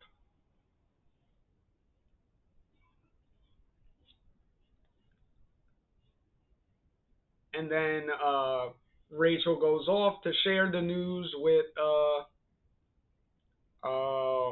what's her name, Juliet, because she says Watson, and Watson was Juliet's last name. So, and then the vision disappears, and now we're all back to normal. And then Chloe gets a little depressed again, which I don't blame her if you're seeing and interacting with someone that's supposed to be dead, especially someone that you were very close to, or was in like a deep relationship with. That would definitely start fucking with your head. And then Chloe just brushing it off, kind of in a jokey direction of like, hey, Max meet Chloe, Rachel meet Max. Um, and did Chloe have a nosebleed? Okay, I'm assuming Chloe would have been probably like shedding a tear or crying, but from this angle, it looks like Max is wiping off her nose. But if Chloe was supposed to be crying, then you would think that she would be uh like wiping away like tears or something. But it doesn't look like she had a nosebleed in the previous shot, so that's kind of weird. Anyway, um, obviously Chloe getting upset at these visions because now we're starting to um, get into people that she's that are getting like really really personal now. So now this is getting way more sensitive going on, and also confirmation that um, these visions and stuff that they're both experiencing at this point um, is not doing any time travel. So time is not being manipulated because their watches are still showing the same exact passage of time. So whatever visions that are being seen, they're seeing events that are happening at the same time in these places, but clearly in different realities. So we could at least rule out time manipulation as a cause. Oh, excuse me. Um, and Max saying that she has no control over what's happening. So these visions are coming and going at random. So, and kind of explaining the feeling of how she feels that these visions are going. Um, and then Max saying, "I can't let what's happening with me. I can't let it hurt you." And Chloe saying, "Hey, if I'm taking some of this from you, I don't mind. We're in it together." So pretty much being like, if me suffering is taking some of that suffering away from you, then I'm all for it. Like, I'll endure it if it's lessening the suffering that you're going through. So really sweet thing going on there. Um uh so okay, this part gets a little confusing because this first story arc um gets a little weird to follow because of all the jumping around and then the different versions of characters jumping in and out and then having to figure, to keep track of what's happening. Um, let's see. Because she says, "Wait for me, I'll catch up." And then we jump to a different version of Chloe that's telling Max that she needs to have a walk for a minute and she'll be right back. Uh, and then now Max is by herself, uh, saying that she'll wait here, and then she ends up taking a nap on the by the fountain, and then we get a visual representation now that a vision is happening, a jump is occurring, because that's what all the blue butterflies around pretty much signifies. So Max wakes up, and she wakes up to Warren being there. Um, and then Warren pretty much um, starts to explain to Max here that that uh, his his Max, the Max from this reality, um, and him have figured out um, what is a little more of what's going on. Um, which he also mentions that uh, that to not maintain contact because obviously it'll go badly. Because apparently him and his Max have already figured that out, that physical contact has some consequences that comes with that, which technically we already figured out because Chloe is experiencing like headaches and stuff um when she touches Max when these visions and stuff are happening now. So during certain visions, so certain visions are causing Chloe some pain. Um, and technically, we can call these flickers now because now we actually Warren and his Max have given them a name, so they call them flickers, which is an appropriate name considering you're pretty much seeing a flicker of another reality. So, very appropriate name. Simple, to the point, perfect explanation.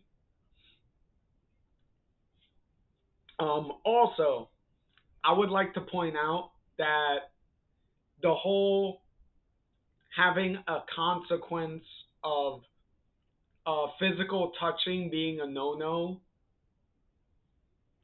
is a plot point. Well, I say a plot point, but a very small plot point that double exposure would use with uh, with Alderman touching a past version of himself and stuff like that. Uh, the main difference being, in this case, you just suffer extreme headaches. In double exposure's case, you get wiped out from existence. I think I would take the headaches over being wiped out from existence any day.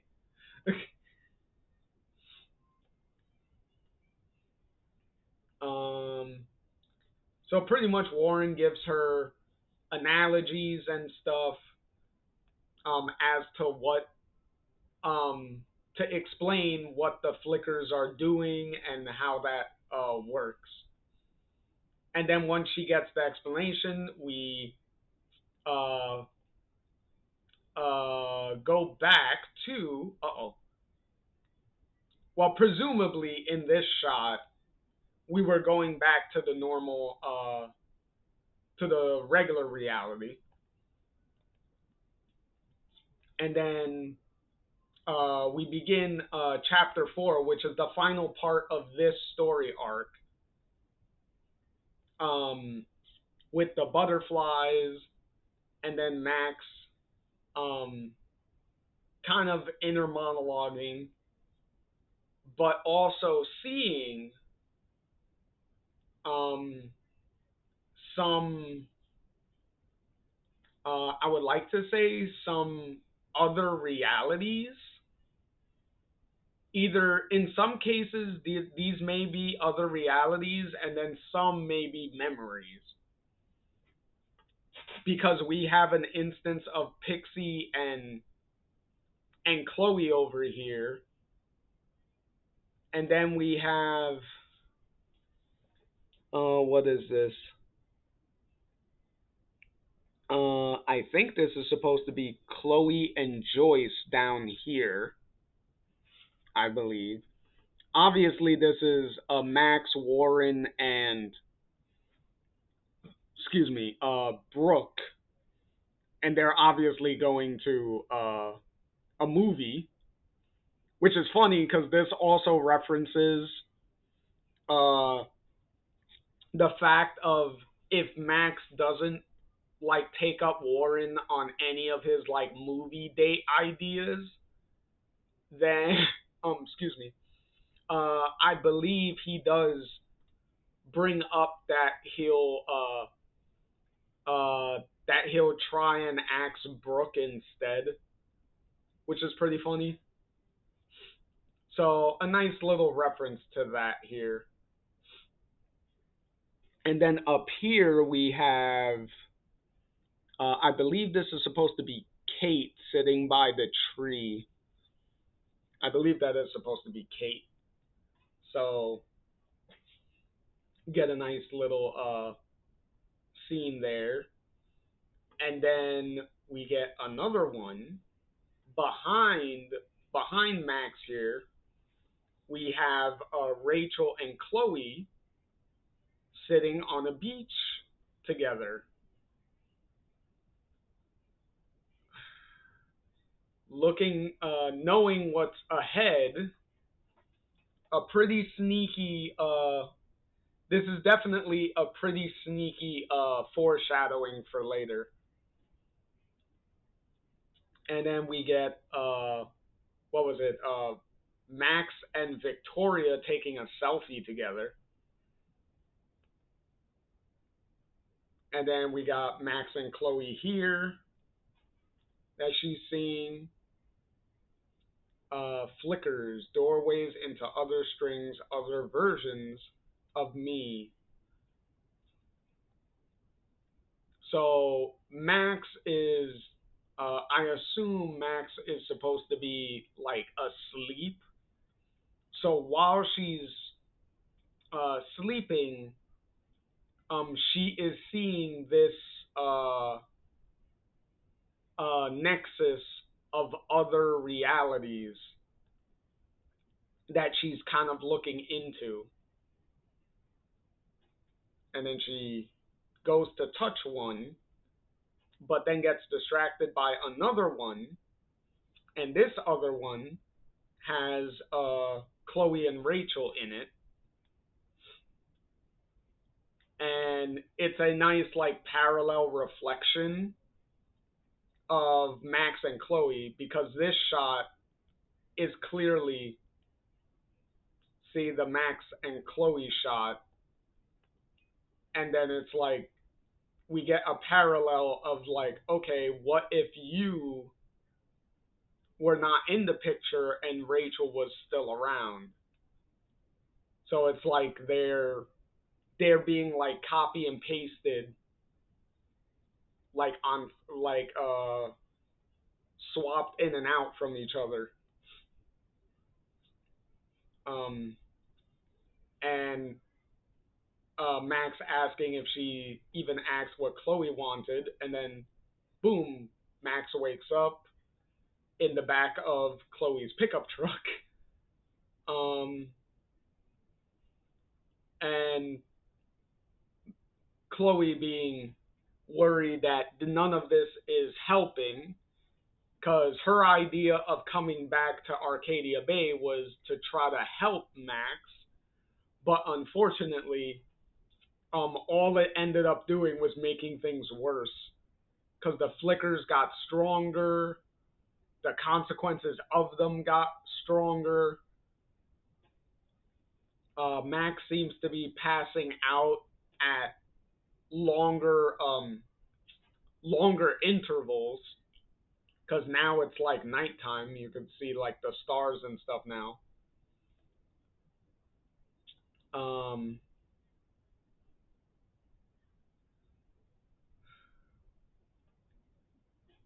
so, mm, so they do a little bit of like talking about like the different possibilities and what could have been in other different realities.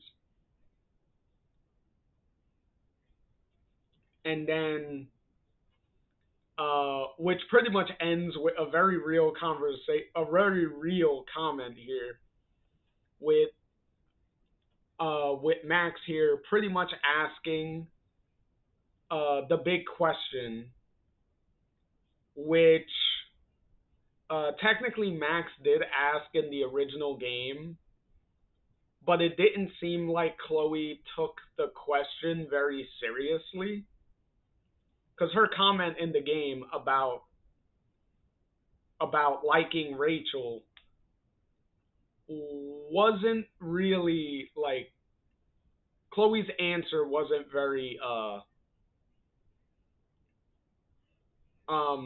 straightforward. But here Max is asking it again, did you love Rachel as more than a friend? And then Chloe obviously being taken aback by that, um, saying that she never said anything. Which I would comment, I would like to point out that this is a slight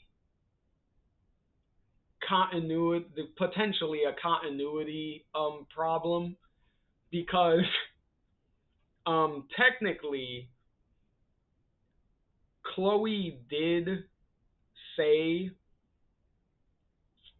um that she did love Rachel in the original game. Granted, she said it when we after we dug up the body, but she did say point blank that she loved like Rachel. So I'm assuming all this is Max like reaffirming and making sure um the whole Rachel situation. Um and it's it's pretty fun that uh Max is pretty much like, you didn't have to tell me, you didn't have to say that you loved her. I could figure that out on my own. And Chloe about to tell, to tell Max, like, even though I did love her a lot, it doesn't mean um that Chloe doesn't also love Max, either, excuse me, either just as much if not more. Which Max cuts her off and is like, I know, before she could finish the sentence. Um, let's see. Uh, oh, and then we got a strong flicker going on because now both of them, uh, well, they're holding each other's hands, so that's why Chloe is getting the headache right now, as Max is. And then this vision turns out to be a pretty dark one because it's showing the Max's grave, um, which which Max correctly points out that the gravestone says the day that the year that William also died. So Max is wondering, like, for whatever reason, was I also in the car with him? Uh, but before they can, you know, even remotely keep uh, pondering about that, um, they jump back. Well, the flicker stops and everything gets back to normal again. Chloe is obviously getting really upset by all this because um, all the nosebleeds, the pain and stuff that Max is going through, it's getting very very dire. Um, and Max is pretty much like, okay, clearly these are not visions.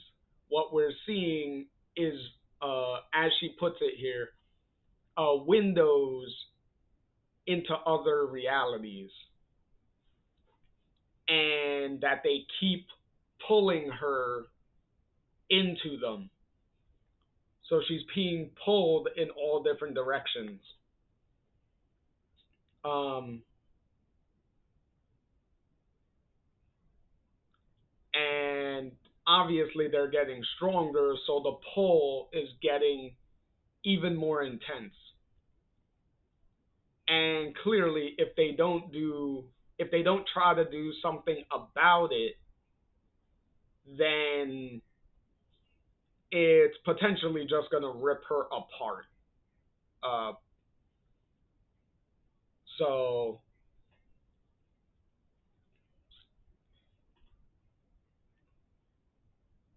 and Max pretty much deducing that if what Chloe said is true of one of them not belong that doesn't belong here, Max is like, well, it seems like I don't belong here because whatever supernatural force is at work here, it's pulling me, it's trying to pull me out of this reality. Um,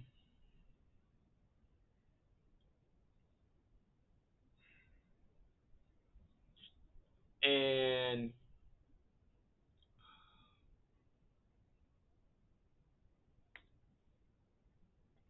let's see.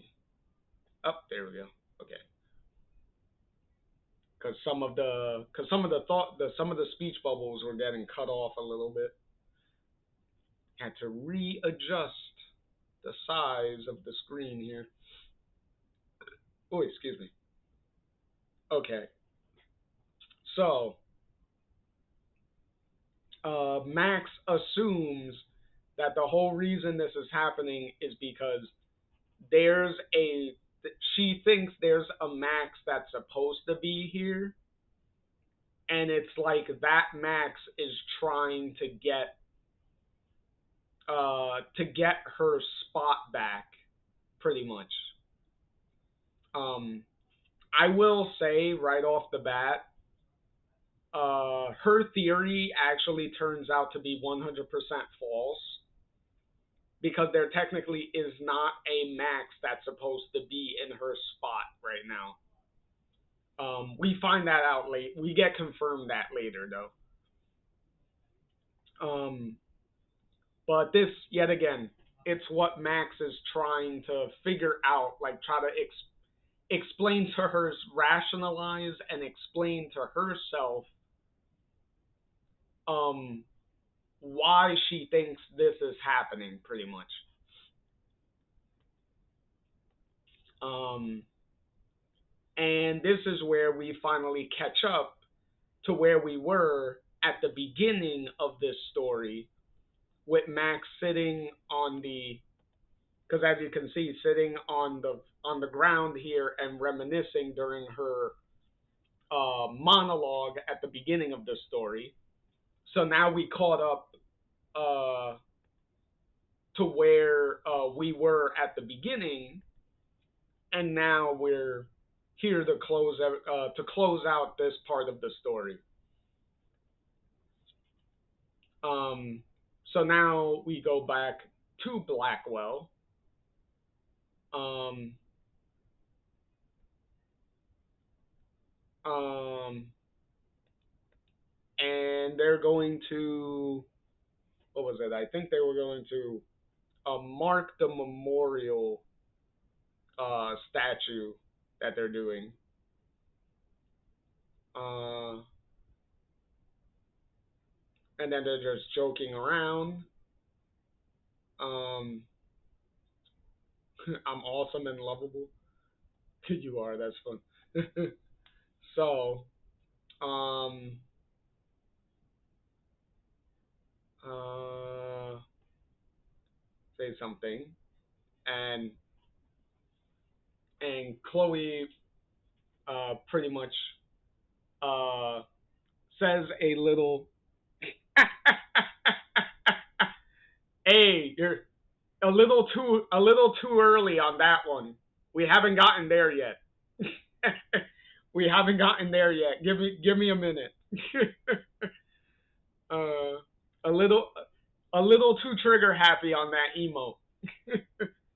um, so Chloe says here, um, because Max is about to leave this reality and go into another one.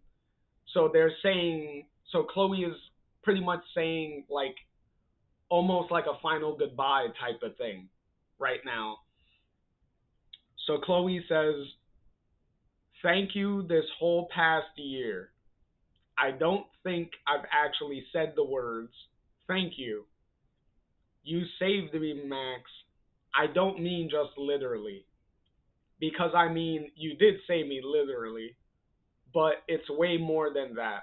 Without you this past year, there's no way I'd be able to cope. I just couldn't have. I'm here because of you. I'm stronger because of you. And I'm strong enough to let you go if I have to. And and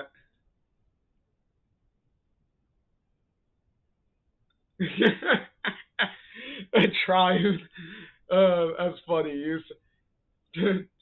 Try saying too early story of my life. Oh, that's funny. But back to the thing. And then Max responds with what? And then Chloe pretty much says, I'm not an idiot, Max. I know what you're doing. One last hurrah, right? Before the timelines reset or whatever. And Max says, I don't. And then Chloe's like, Max, you saved me. You saved my life. And I can't sit here and watch you suffer now. So stop fighting it. I think that's what's hurting you. I think you know that.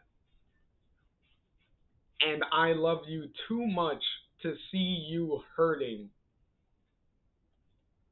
And uh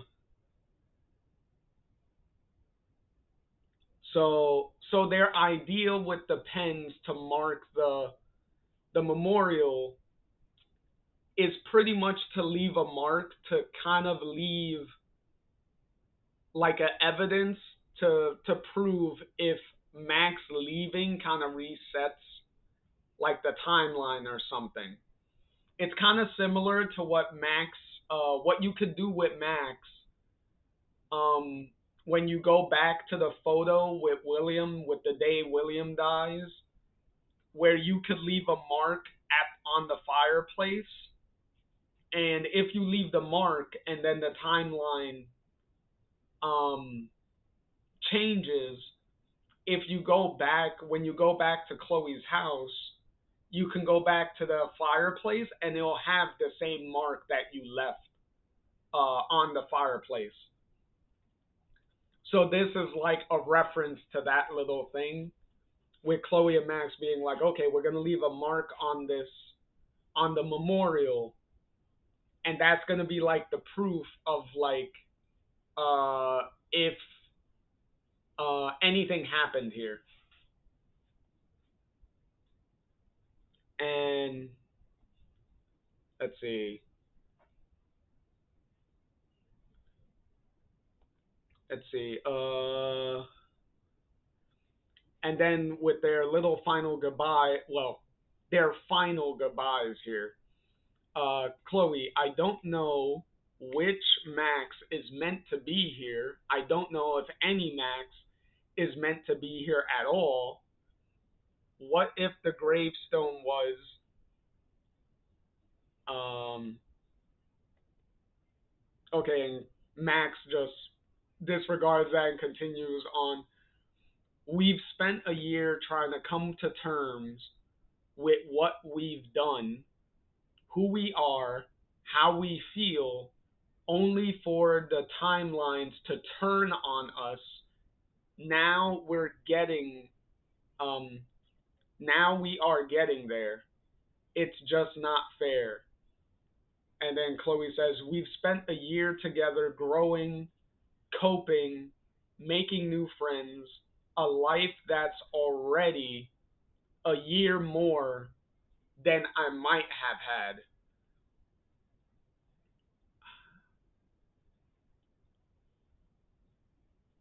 And uh, it says, maybe I can take control of this.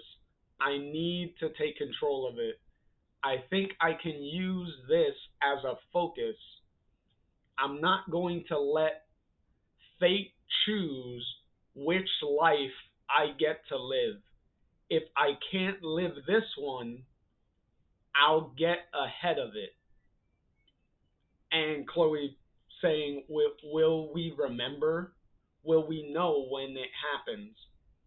And obviously, Max is like, I wish I knew. Because all of this is a complete shot in the dark because it's like we don't know what's going to happen. And Chloe's pretty much like, okay, but the physical remains, right? You think that, or at least we wouldn't be here with the pens. And Max is like, yeah, I think I do. And then Chloe's like, well, remember this. And obviously, if we're gonna be doing this, we have to have one. We have to have one moment here at the end for for this to happen. Clearly, um, see that could have been an emo.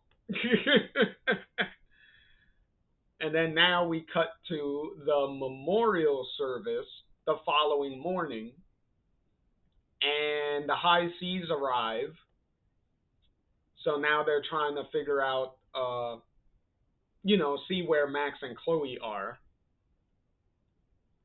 And then we get a little Victoria Chase reference here because they're called, registering the names for the memorial, and they ask name, and then this guy, because it is a guy here, says the last name Chase.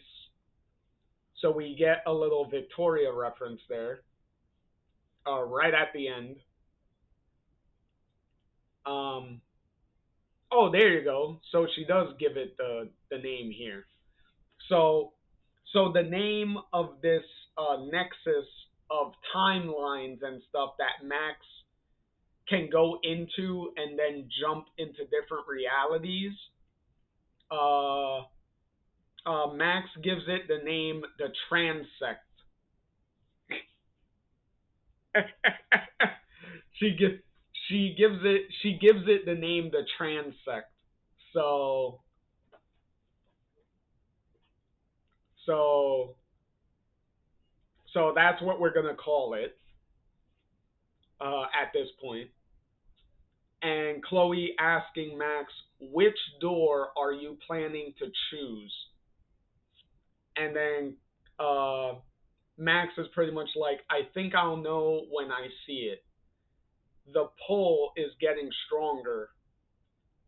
Fragments of me reconnecting themselves.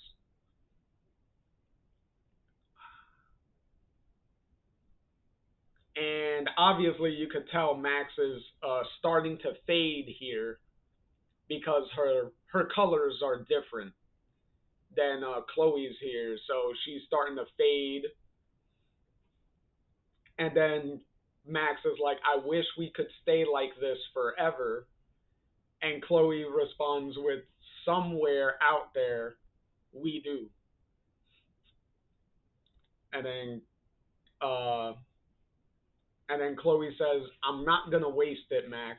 What you gave me, our sacrifices, I'm not gonna waste any of it. And if there is a Max Caulfield here, I'll find her wherever she is. I'll find her. And well, Chloe obviously continues to cry. Max pretty much disappears because Max is now gone.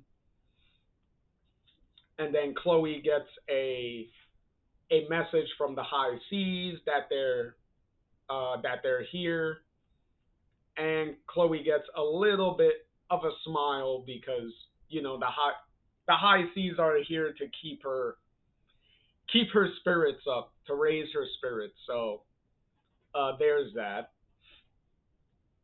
And then now we have Max in the transect now. So now she's here going to figure out what reality she is going to go into. And then we share see some memories here. Because this is obviously a memory from earlier when Chloe was graffitiing the wall. This is a memory of Warren in the original game when you could help him with his science experiment that he was doing. And then this is obviously a memory from earlier with Max and Chloe here. And then this little thing in the corner here is obviously Rachel and Chloe here. So there's that. And then now um and then we have actually we're going to read we're going to read Max's monologue here because I really like this little part here. So Max says, Chloe, I won't waste it either.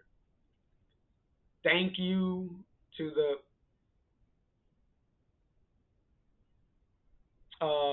this is from the memorial service. Okay. So the memorial service part says, thank you to the speakers for such a lovely service, and now we come to the unveiling as we remember. And then Max's part continues to read, in reference to Chloe, you're my anchor. You've always been my anchor. And wherever I find myself, I know you'll be there. But your whole life, you've had choices made for you, and I'm no less guilty. And so now I choose your choice. You get to choose, Chloe. And then the memorial service continues. Remember those lost. So many young students right here at Blackwell whose futures were taken from them. And before we continue to the next panel, we have some more memory shots from earlier in the comic with Max and Chloe in their pirate outfits here, Max and Chloe in Chloe's house here, and then we get a peek into a different reality with Max and Rachel here reading a book. And then we cut to the rest of the memorial here. But thanks to the efforts of so many, we are ensuring a future for the Academy, and we do so in the name of those who we remember today. We will not forget them, but we will forge new lives in their memory. That new life begins today. And then we got this pretty big spread here. And then we got a couple of memories that we can see. Well, not memories, but other realities. So we got one of Joyce over here. And then we got one of Max and Warren. So we got a Max and Warren Max and Warren shippers. They get their little reference over here. And then we get a Chloe and Rachel little thing here. And then which reality is Max jumping into? And then Max says, so this is home now. Not being pulled anywhere, but being pushed away.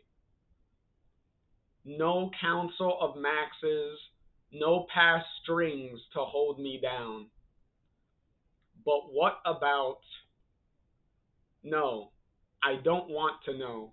I don't need it anymore.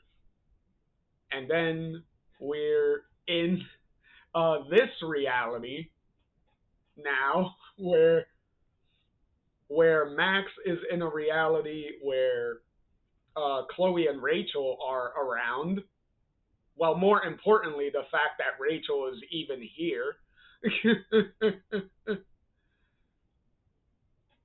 And then obviously they notice Max, and then it says, and then Chloe says, "Holy crap, Max Caulfield."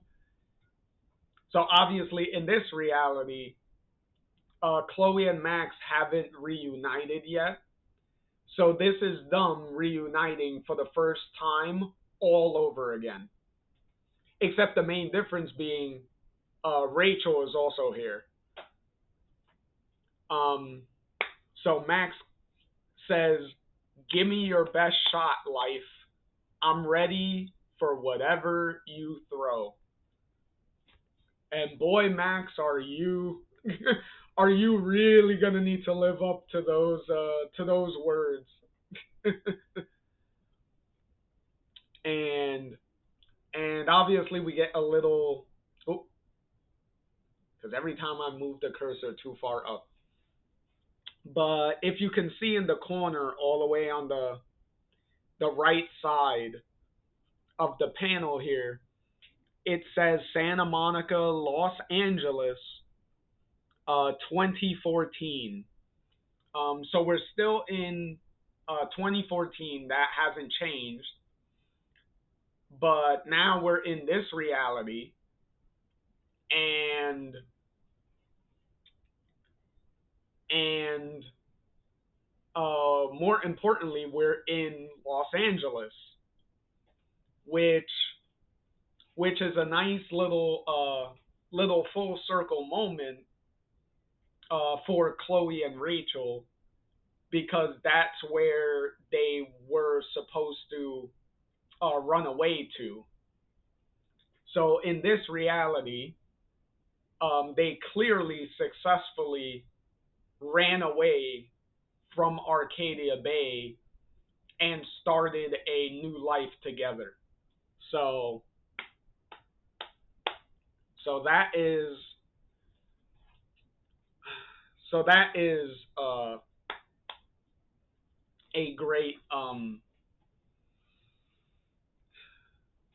whew, uh, a great way to end what was it, the first story arc, the first book, or the first episode, you can, if you want to say.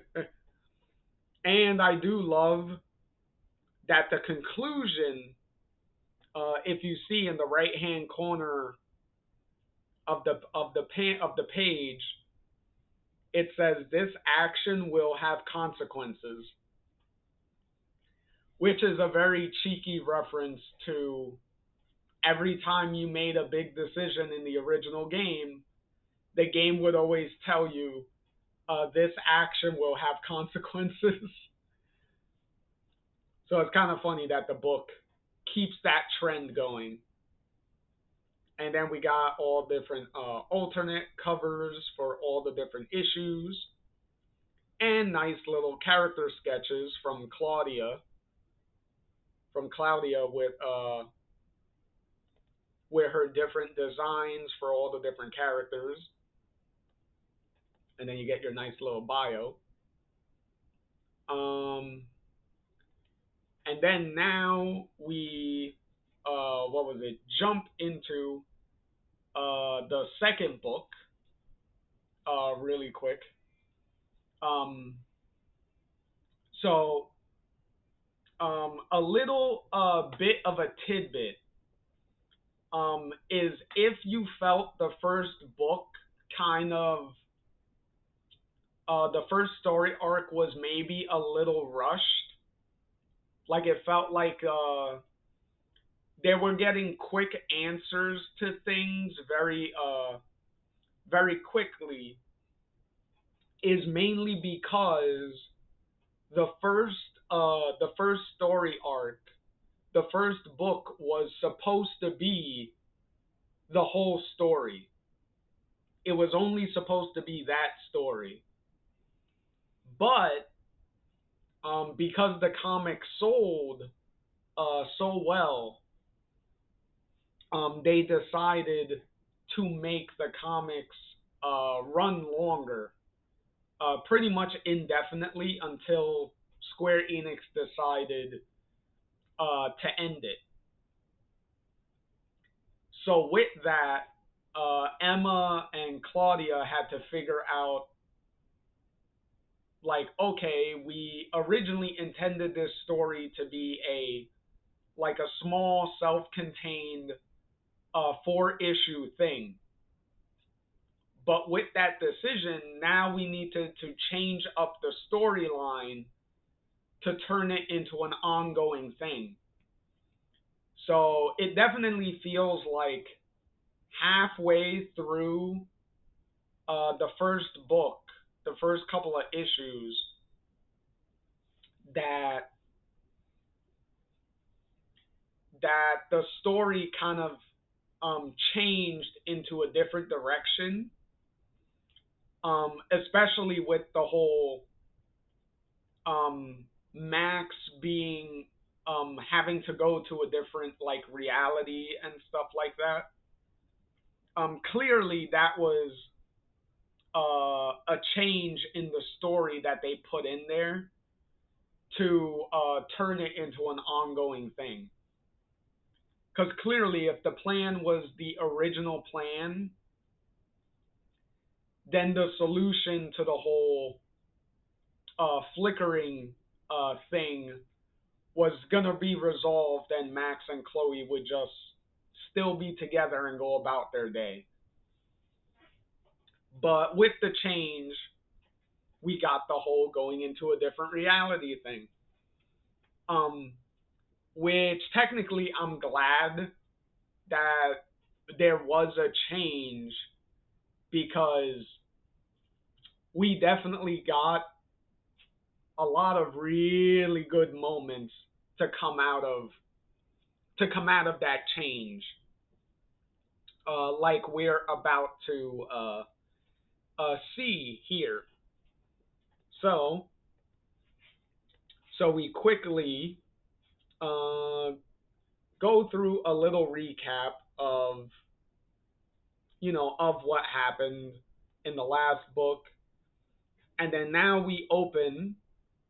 What was it? 2 years later. So we're still in Santa Monica, but now we jump to 2016 instead of 2014. So now Max has been in this new reality for 2 years,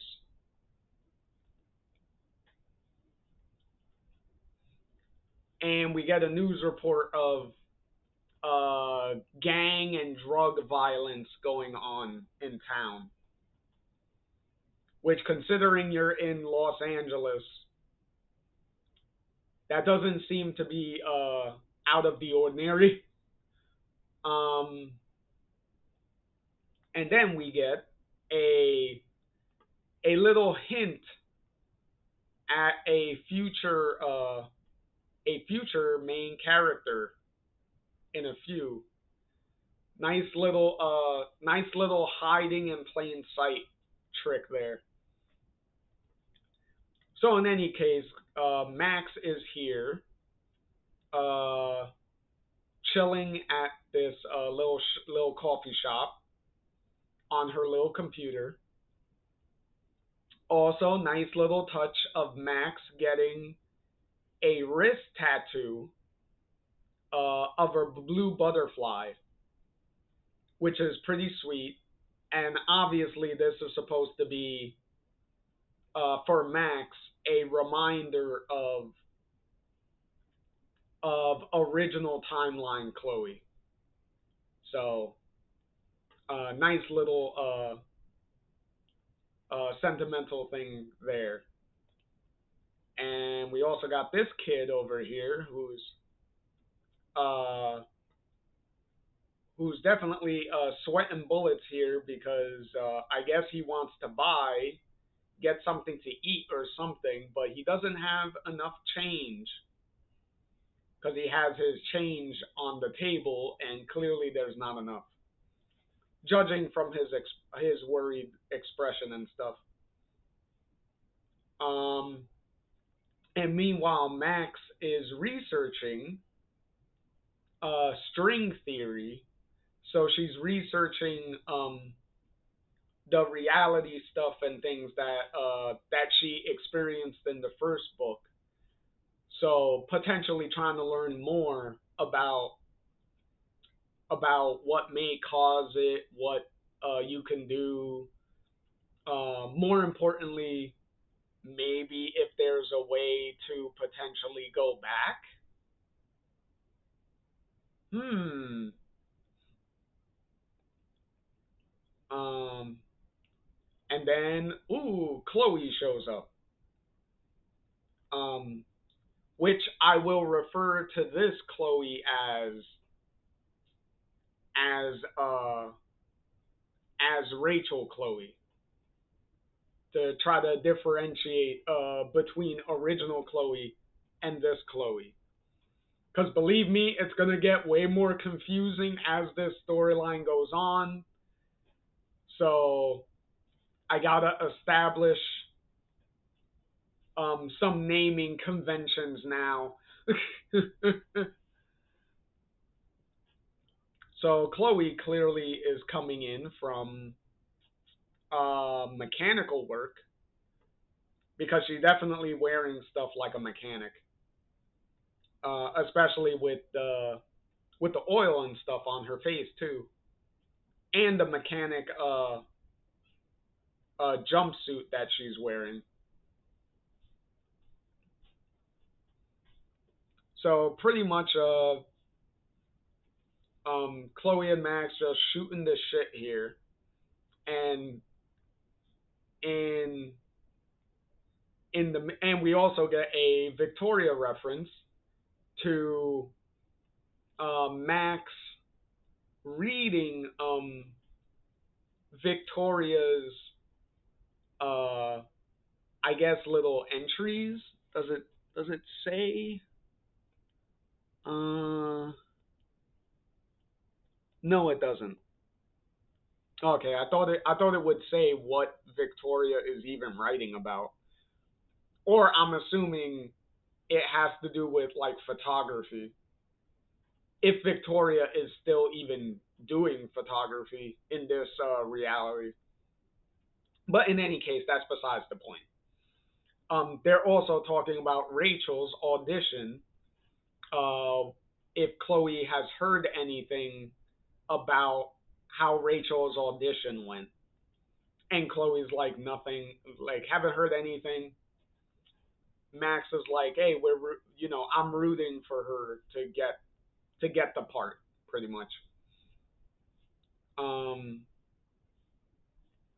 and Chloe referencing, as far as reading Victoria's blog or whatever. Um, Chloe referencing that um, it's surprising that Max would even read any of that, considering Max doesn't know who Victoria is anyway. Because in this reality, Max is not supposed to have gone to Blackwell or anything. So um, it's kind of funny how Max is trying to keep her cover story going, but in these little ways, she's kind of giving away her cover in certain ways. She's letting it slip. uh, but meanwhile, and obviously Chloe is just gonna go on and on about how annoying Victoria was and how much of a bitch she was in school.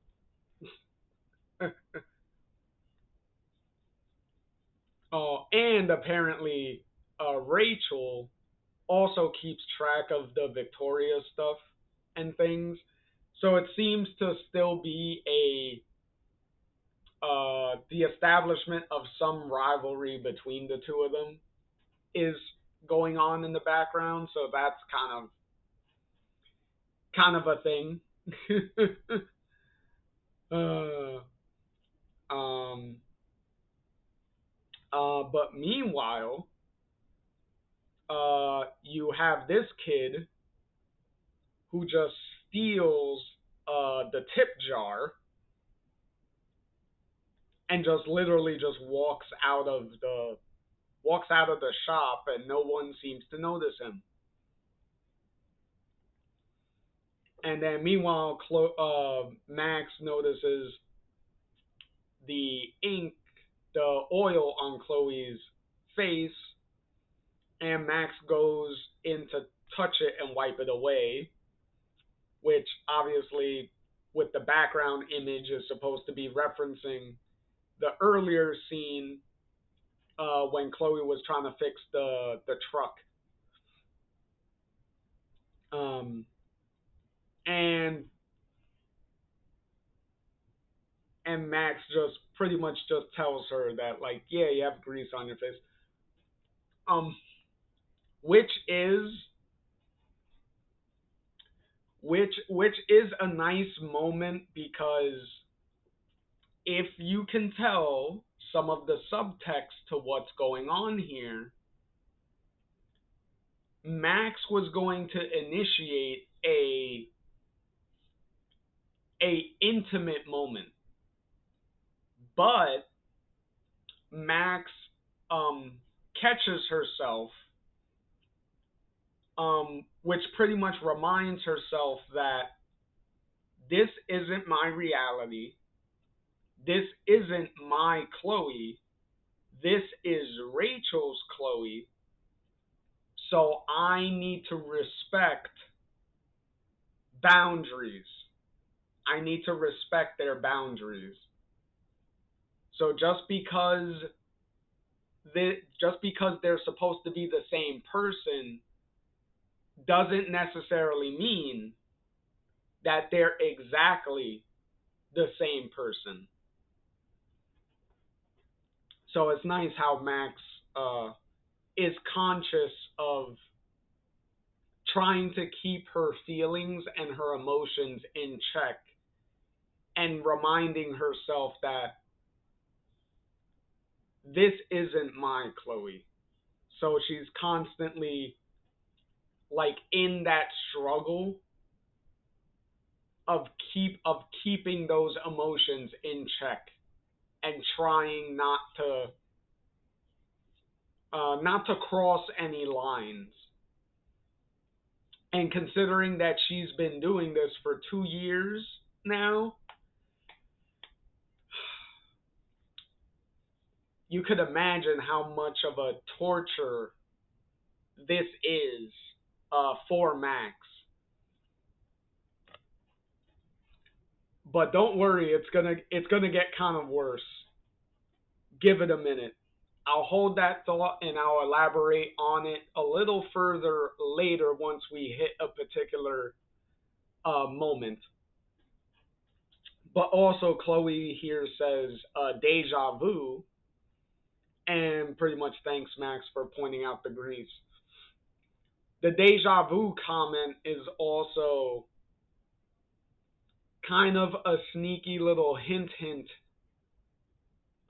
for certain things that are gonna happen later in the story. So we're already planting a little bit of some seeds here. Um,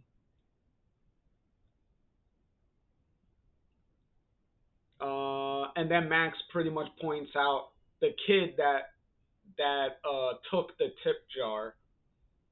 So she points that out. Um, and then meanwhile, we finally jump to um, going Max and Chloe going home, which um, which I'll bring it up now because now we're gonna about to establish that Chloe, Rachel, and Max all live in the same apartment together. In different rooms though. Max has her own room, and obviously Chloe and Rachel share their own room. So, yet again, keeping boundaries in mind. But yet again, it goes back to my earlier comment of how much torture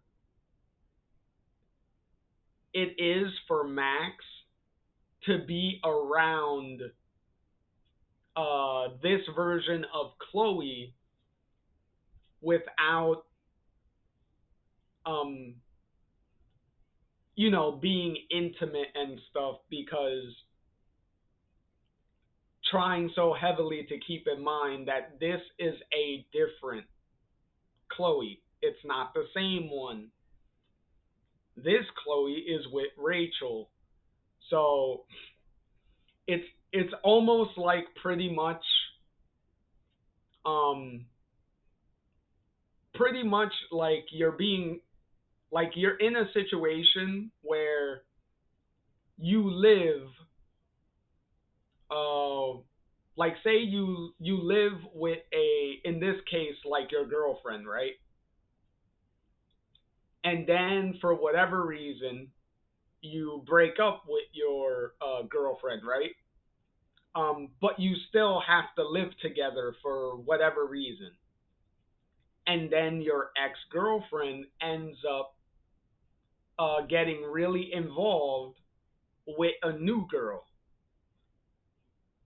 to the point where the new girl ends up living with you and your ex. So now every single day you have to see your ex and her new girlfriend being together and being intimate with each other, like all the time, every day.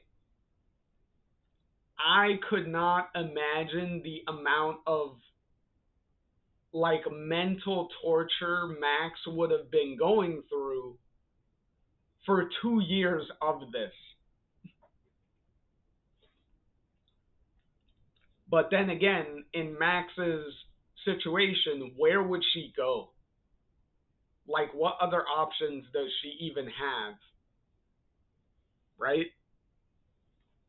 Like, she kind of has no choice but to put herself through all of this, like, mental and emotional torture, whether she likes it or not, unfortunately.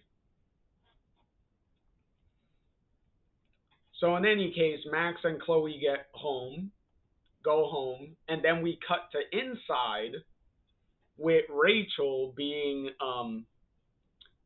trying to make a social media video, some major, making some type of I guess makeup tutorial video, and then she's struggling to try to get the ambiance right, get the background right, trying to get her introduction right. At least she has a nice catchy name, like naming her show Amber Light Time. It's kind of catchy.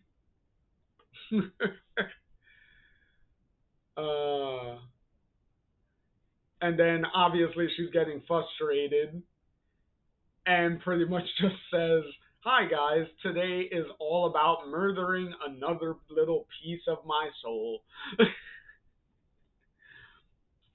Hey, Rachel did say earlier that she's supposed to be the dramatic one, right? She's definitely living up to that comment, isn't she? uh, and then Chloe and Max come in, and then Chloe's saying, "Oh crap, you were shooting a video." And then Rachel just responds, just considering if shooting myself would be easier. And Chloe being like, there's my drama queen. And Rachel's like, I tried. And Max rightfully, for various reasons, tells Rachel, please don't even joke about that. Which, considering where Max comes from, she would know all about Rachel being dead, wouldn't she? So for Max, that's not really a joke. That's actually a reality where she comes from. So obviously Max would not find that funny. Uh, uh,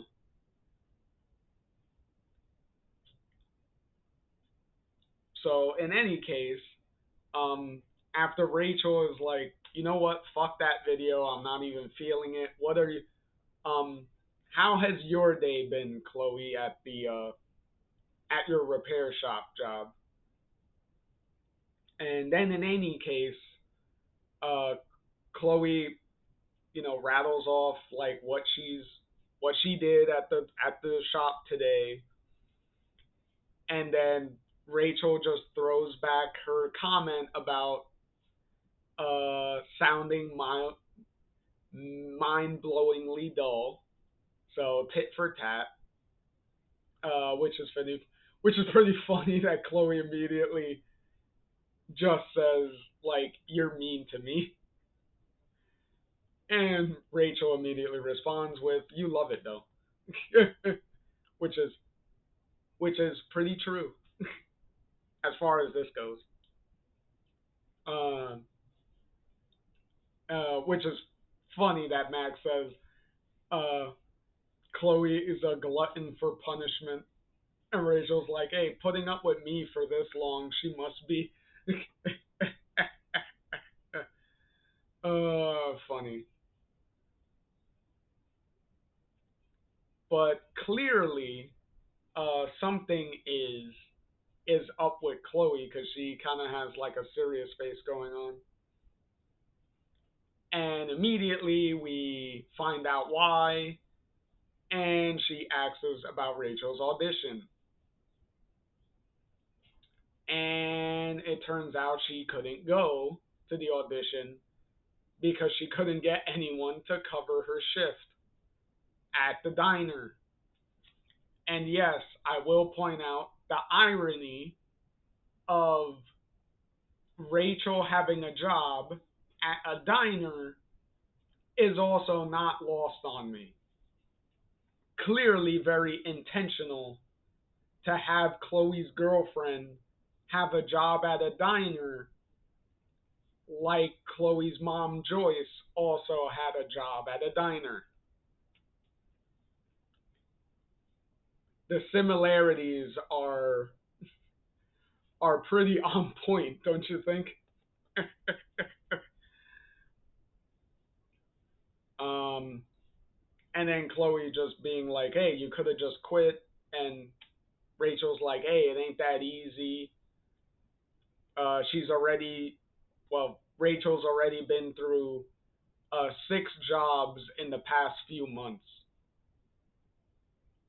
and it's getting harder for her to keep a job because she keeps leaving too many jobs too quickly. And obviously, you have to pay rent. So, especially if you're renting an apartment in fucking LA, you could imagine what the rent on their apartment would be. Jesus. Well, at least all three of them work. Well, Chloe, we know, works at the repair shop. Rachel works at the diner. I don't even know if Max actually does have a job. Um, I think she does have like freelance photography. I think is what she does. So there's that. And obviously the rent contribution is a funny little dig and teasing of Max, and the fact that Max cooks and helps with the cooking, which is pretty funny. Which is why Rachel says this is why we keep you around because of the food tips, and Chloe just says, "Well, that and the rent contribution." And Max with not letting up with the teasing, pretty much like, "I hate you guys." Uh, but Rachel's being like, "Hey, but we love you," and then kind of puts all the little flower lights on her, which is a pretty sweet little visual for them. That's pretty nice.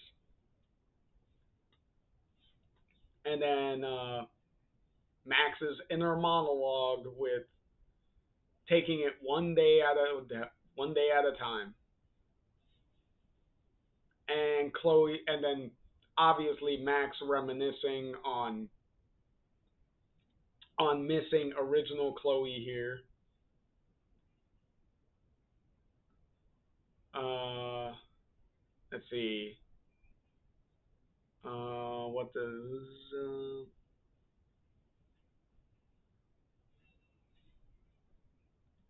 pretty much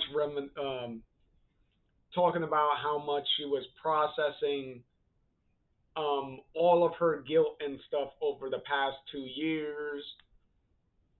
Also coming to terms with the differences in this reality.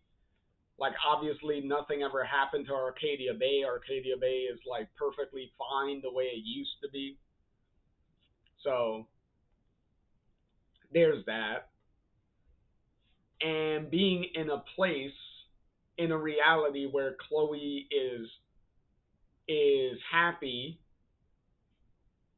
um almost like Chloe's like ideal like reality type of thing, or a reality where Max feels would be like the perfect reality for Chloe pretty much. Uh so uh pretty much coming to terms with all that stuff, and then uh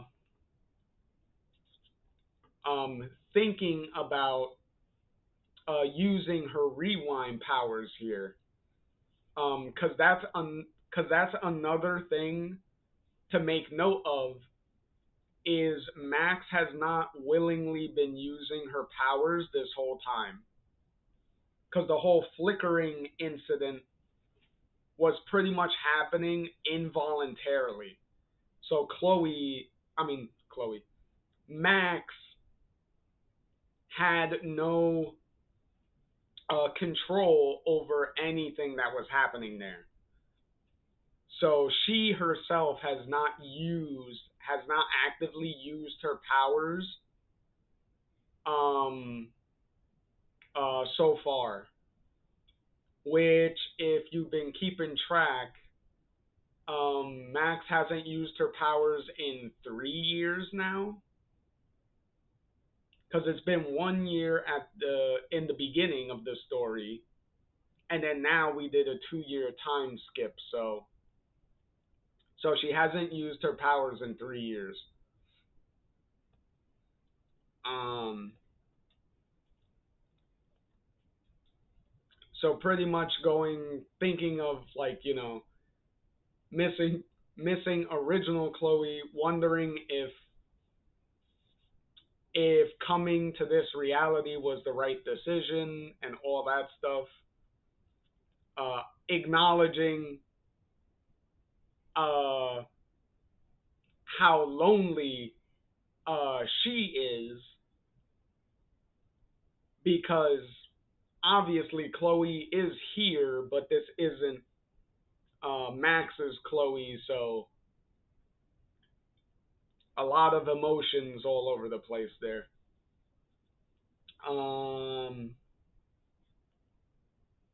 What was this?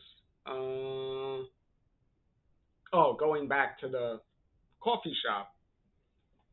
So Max goes back to the coffee shop the following day and encounters the kid that stole the change, the tip jar, and what was it? The owner here comes out. Max gets distracted. Max about to point out that she was just talking to the kid here, but Paul doesn't notice the kid at all. Like it's like the kid doesn't even exist. And it seems like Max is the only one that can really see him. And this kid kind of looks like he's in pain. I wonder why. And then Max notices when she goes to look at him again, the kid is gone. And Max is like, okay, that's weird. What the fuck happened there? And then meanwhile, later on, now Max is going to Chloe's job to go meet up with Chloe. So she goes to the back. Chloe's like chilling in the back here on top of this a roof of this little garage. And ironically, Chloe is singing the High Seas song.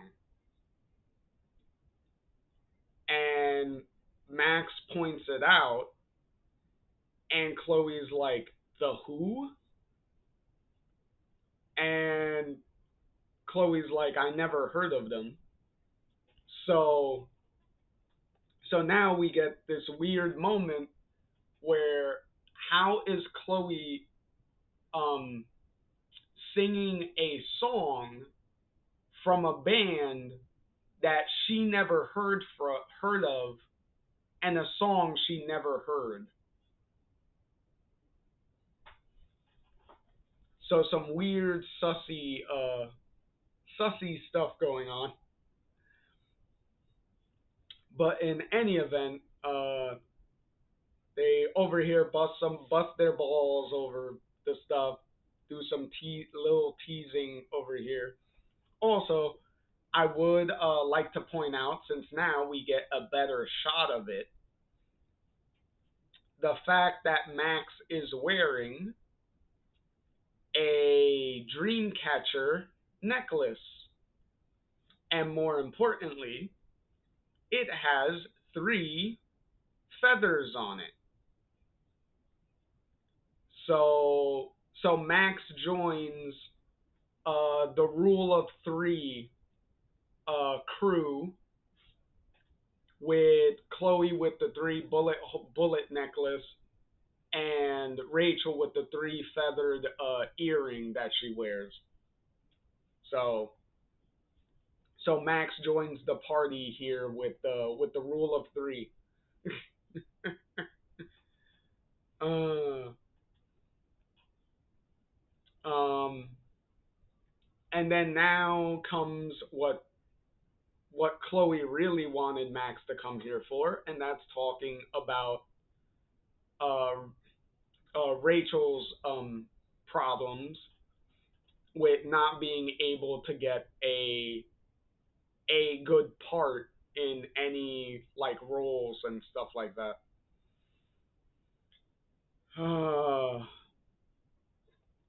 And then a little reminiscing about Rachel and Chloe in Blackwell, which is all the Before the Storm stuff, and um, obviously pointing out that Rachel was was Chloe's, I guess you can say like rock. She became Chloe's rock in Max's absence. So, which Chloe blatantly pretty much says that here, where she was there to pick me up when you left. So, um, and Chloe wanting her to be happy and try to figure out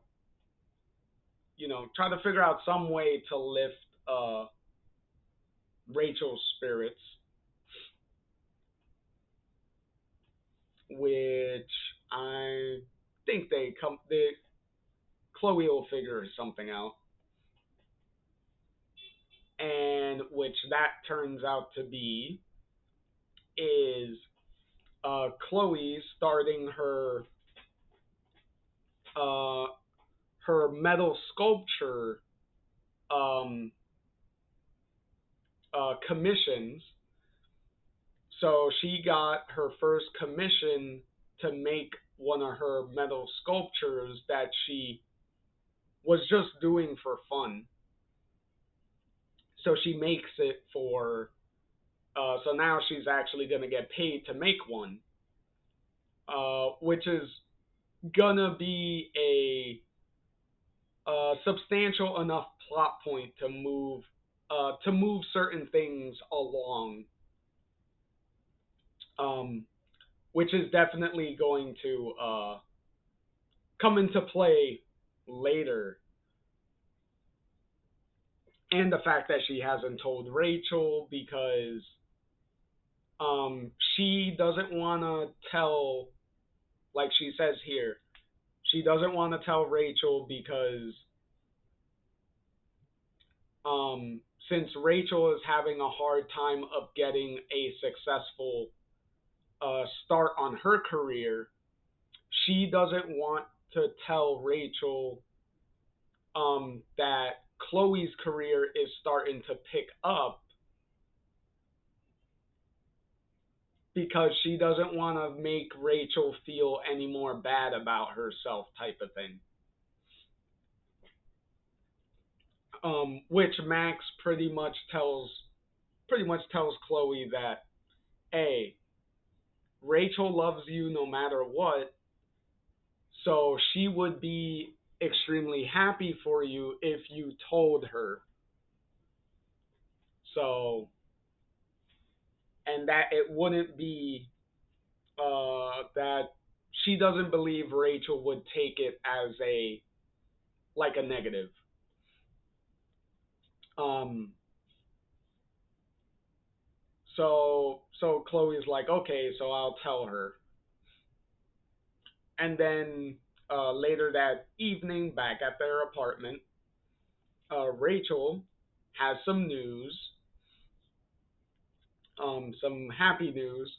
Also, I would like to point out that instead of wearing the feather earring on her ear, she's using it as a necklace here. So that's kind of sweet.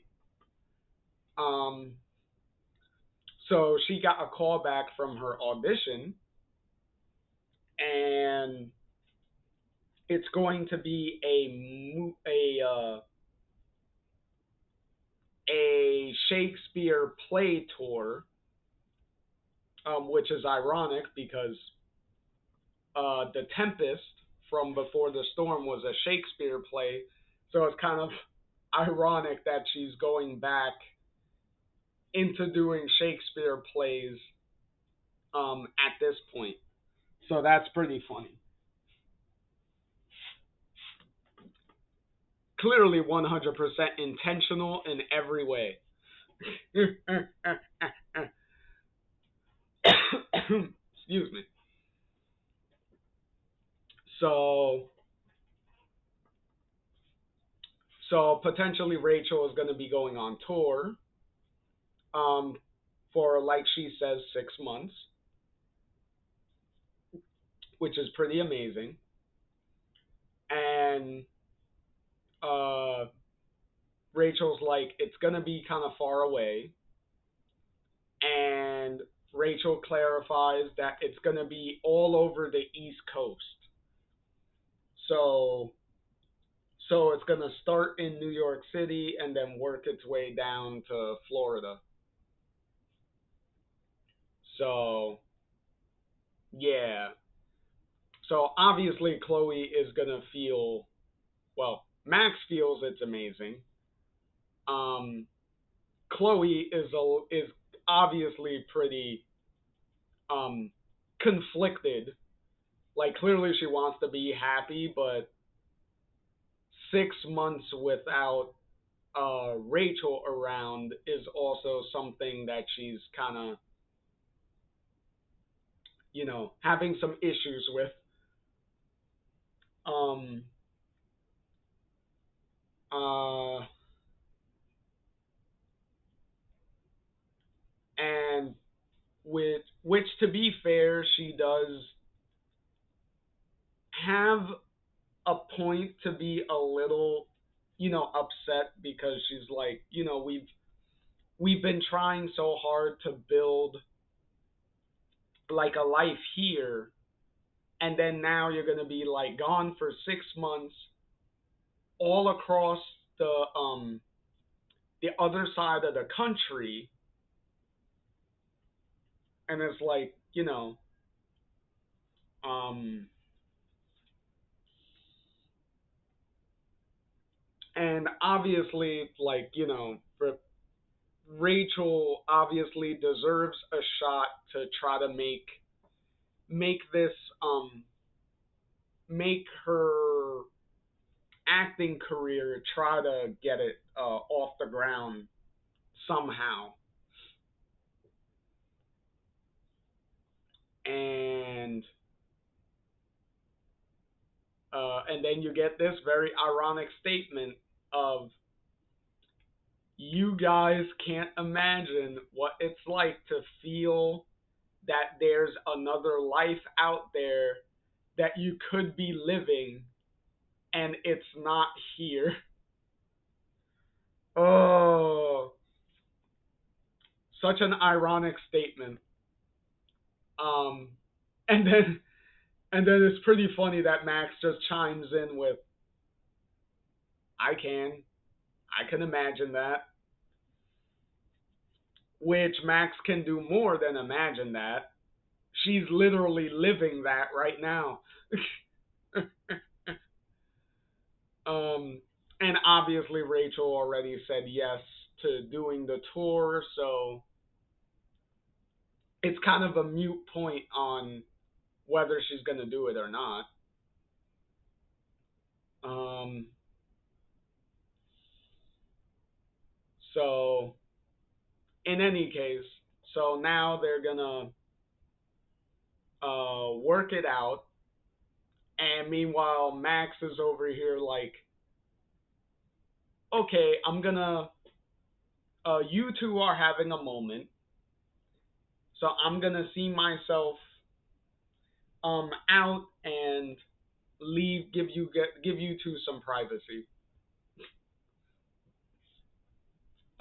So Max ends up uh leaving and taking a walk, and she runs into this kid again on the beach, and the kid notices her looking at him, and then the guy goes past between them, and now the kid is gone. And then now Max is like, is he another flicker that I'm seeing? Like, how is he just appearing and reappearing when I'm like when I'm around him now? So that's a weird thing. But in any case, we go from seeing this little part, and then boom, the kid appears in the spot here out of nowhere.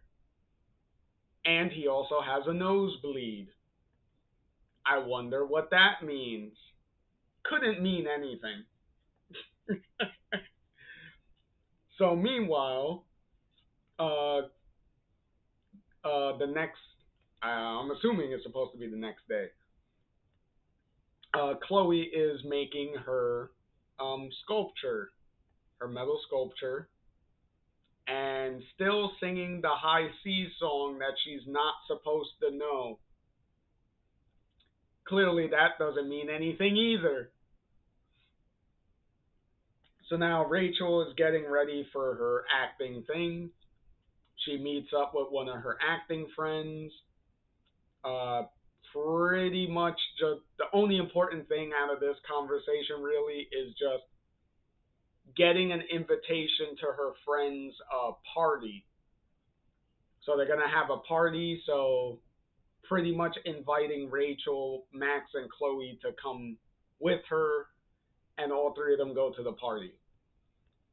So, which Max has overheard and is immediately like, I do not want to go. But pretty much Rachel is like, hey, I don't want to go either, but there's gonna be like potentially like important people at the party, so you'll probably be able to get some job opportunities and stuff out of it. So we might as well go. uh, so which makes sense. It's like, hey, especially with Max, if you're like doing freelance photography or something, it's like, girl, you need to make sure you have a bunch of clients lined up and you're constantly like working and getting paid. uh, um, and then we get a little inner thoughts of what Rachel thinks of Chloe, but because she says here, Chloe is real, you know.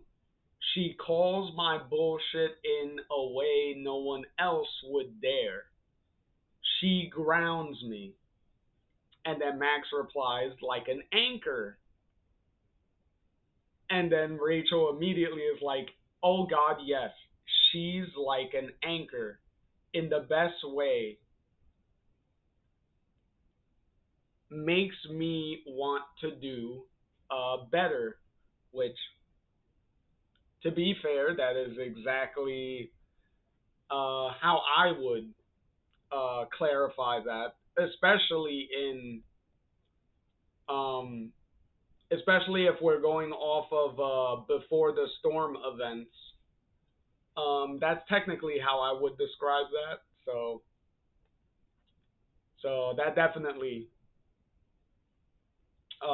checks out on that one.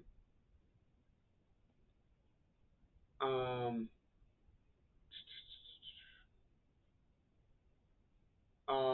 Also, oh, here's a pretty important little tidbit that Rachel starts saying towards the end here, which is right here when you showed up here 2 years ago, I felt threatened by you. And then Max says, threatened by me. And then Rachel continues, like, silly, right? Not by you personally, but by how much I knew you meant to Chloe. You have no idea how much she missed you. That sort of friendship can be overwhelming. I was jealous of you guys. And then Max says, trust me, Rachel, the last thing I wanted was to make you or Chloe unhappy by coming here. Um, I was a bad friend to Chloe.